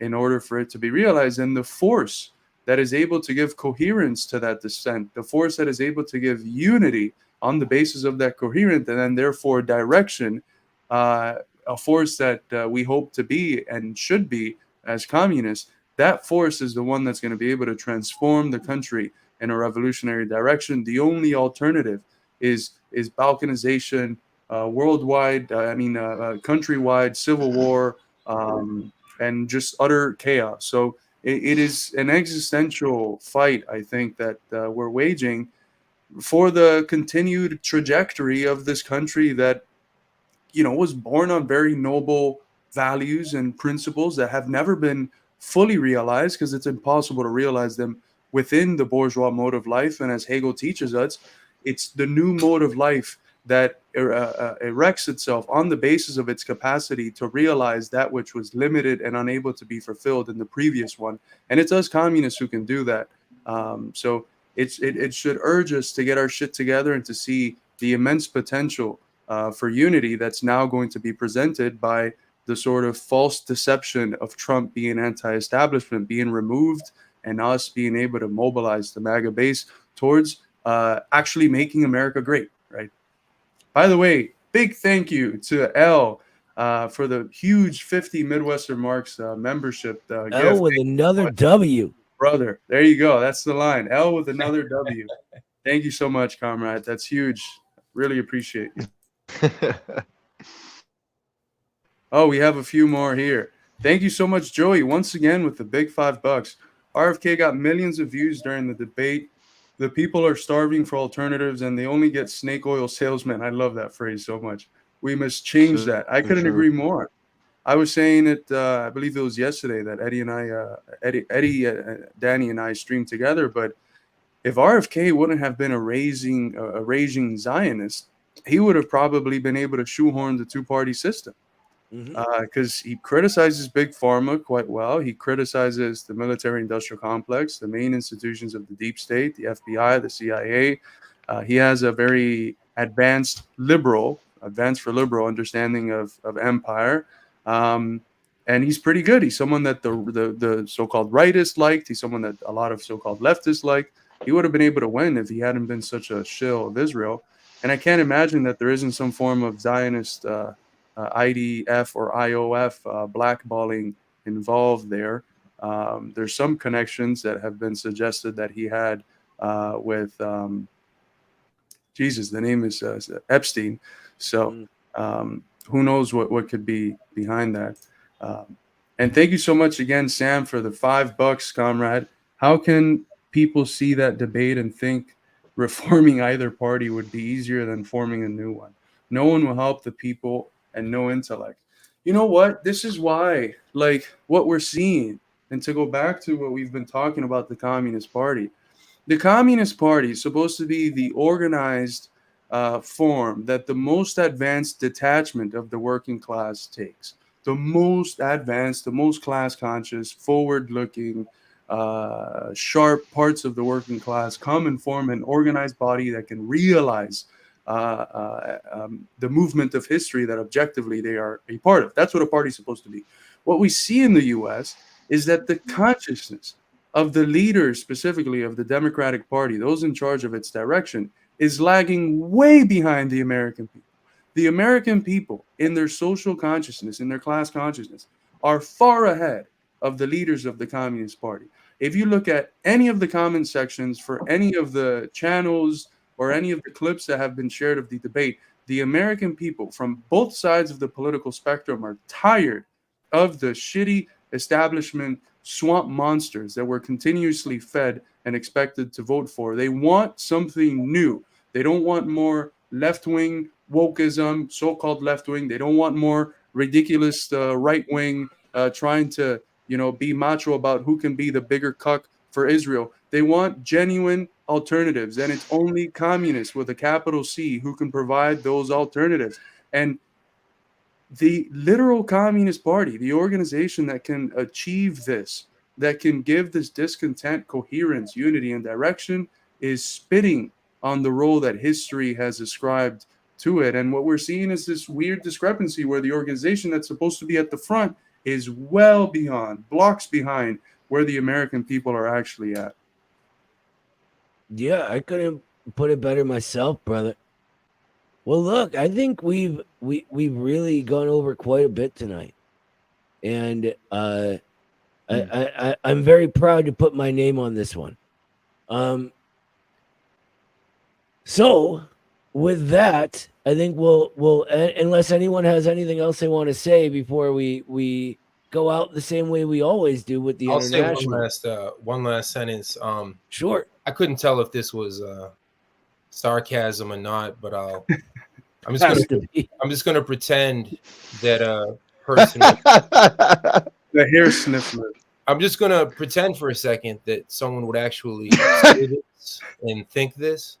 A win for Biden is a win for all women. Especially Palestinian women, Middle Eastern women, Arab women, Haitian women. The world is bigger than the United States. I think it's worth remembering that. And in the spirit of many comrades who've commented and been with us the past 2 hours plus, It's all about dialectics, and that's what the CPUSA is missing: true dialectical analysis, true struggle, a true commitment to struggle, and dialectical leadership that's in touch with their rank and file.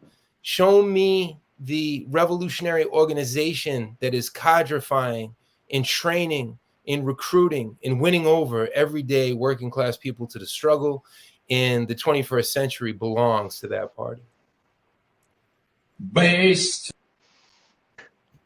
All right, there we go. We'll sign out. Oh, go ahead. Yeah, another thing I'd like to say is, piggybacking off of you, actually, Carlos, is that you're saying the party is not embodying this vanguard of the class-conscious working class of this country. The only thing I would like to amend on that statement is that clearly rank-and-file members of the CPUSA have great opinions, are trying to forward that, and actually trying to embody what it means to be a principled communist. Many of them are. They have signed onto this petition with their names. They have stood on business. They have actually defied, Joe Sims' stranglehold on the party. It's the fact that the party is occupied. It is occupied by an opportunistic clique that must be removed for any actual momentum in the party to reach out to the masses. And this is the tragedy of the last period of communist history in this country, is that time and again we have seen these opportunistic snakes and rats occupying the lifeblood of our country's parties. And should I once again, full salute to every comrade who is in the CPUSA right now, signing their name onto this petition and forwarding that agenda. I cannot commend you enough. 100%. You alone are upholding the legacy of Foster. 1,000%, brother. And I want to reiterate real quick before we go. If you've been purged, if you've been disciplined unnecessarily, unconstitutionally, anything, we want to hear from you. Hit us up here in the comments. Hit us up at midwesternmarks@gmail.com. Hit us up at Midwestern Marks on Twitter or X or whatever. Facebook, Instagram, we got it all. Find us. We will get back to you. We want to hear from you. Everybody wants to hear what was done, right? They want to hear from you. So with that, let's go out with the International. Have a great night, everybody. We'll see you next time.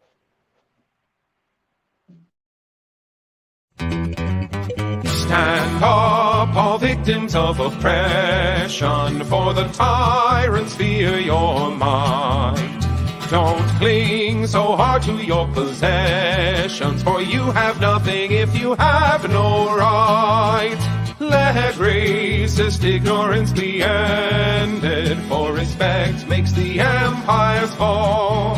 Freedom is merely privilege extended, unless enjoyed by one and all. So come, brothers and sisters, for the struggle carries on. The International unites the world in the song. So comrades, come rally, for this is the time and place. The international ideal unites the human race. Let no one build walls to divide us, walls of hatred nor walls of stone. Come greet the dawn and stand beside us. We'll live together or we'll die alone. In our world poisoned by exploitation, those who have taken, now they must give. And end the vanity of nations, we've but one earth on which to live. So come, brothers and sisters, for the struggle carries on. The International unites the world in the song. So comrades, come rally, for this is the time and place. The international ideal unites the human race. And so begins the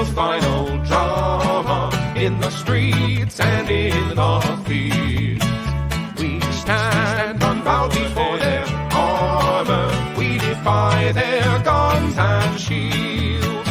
When we fight, provoked by their aggression, let us be inspired by life and love.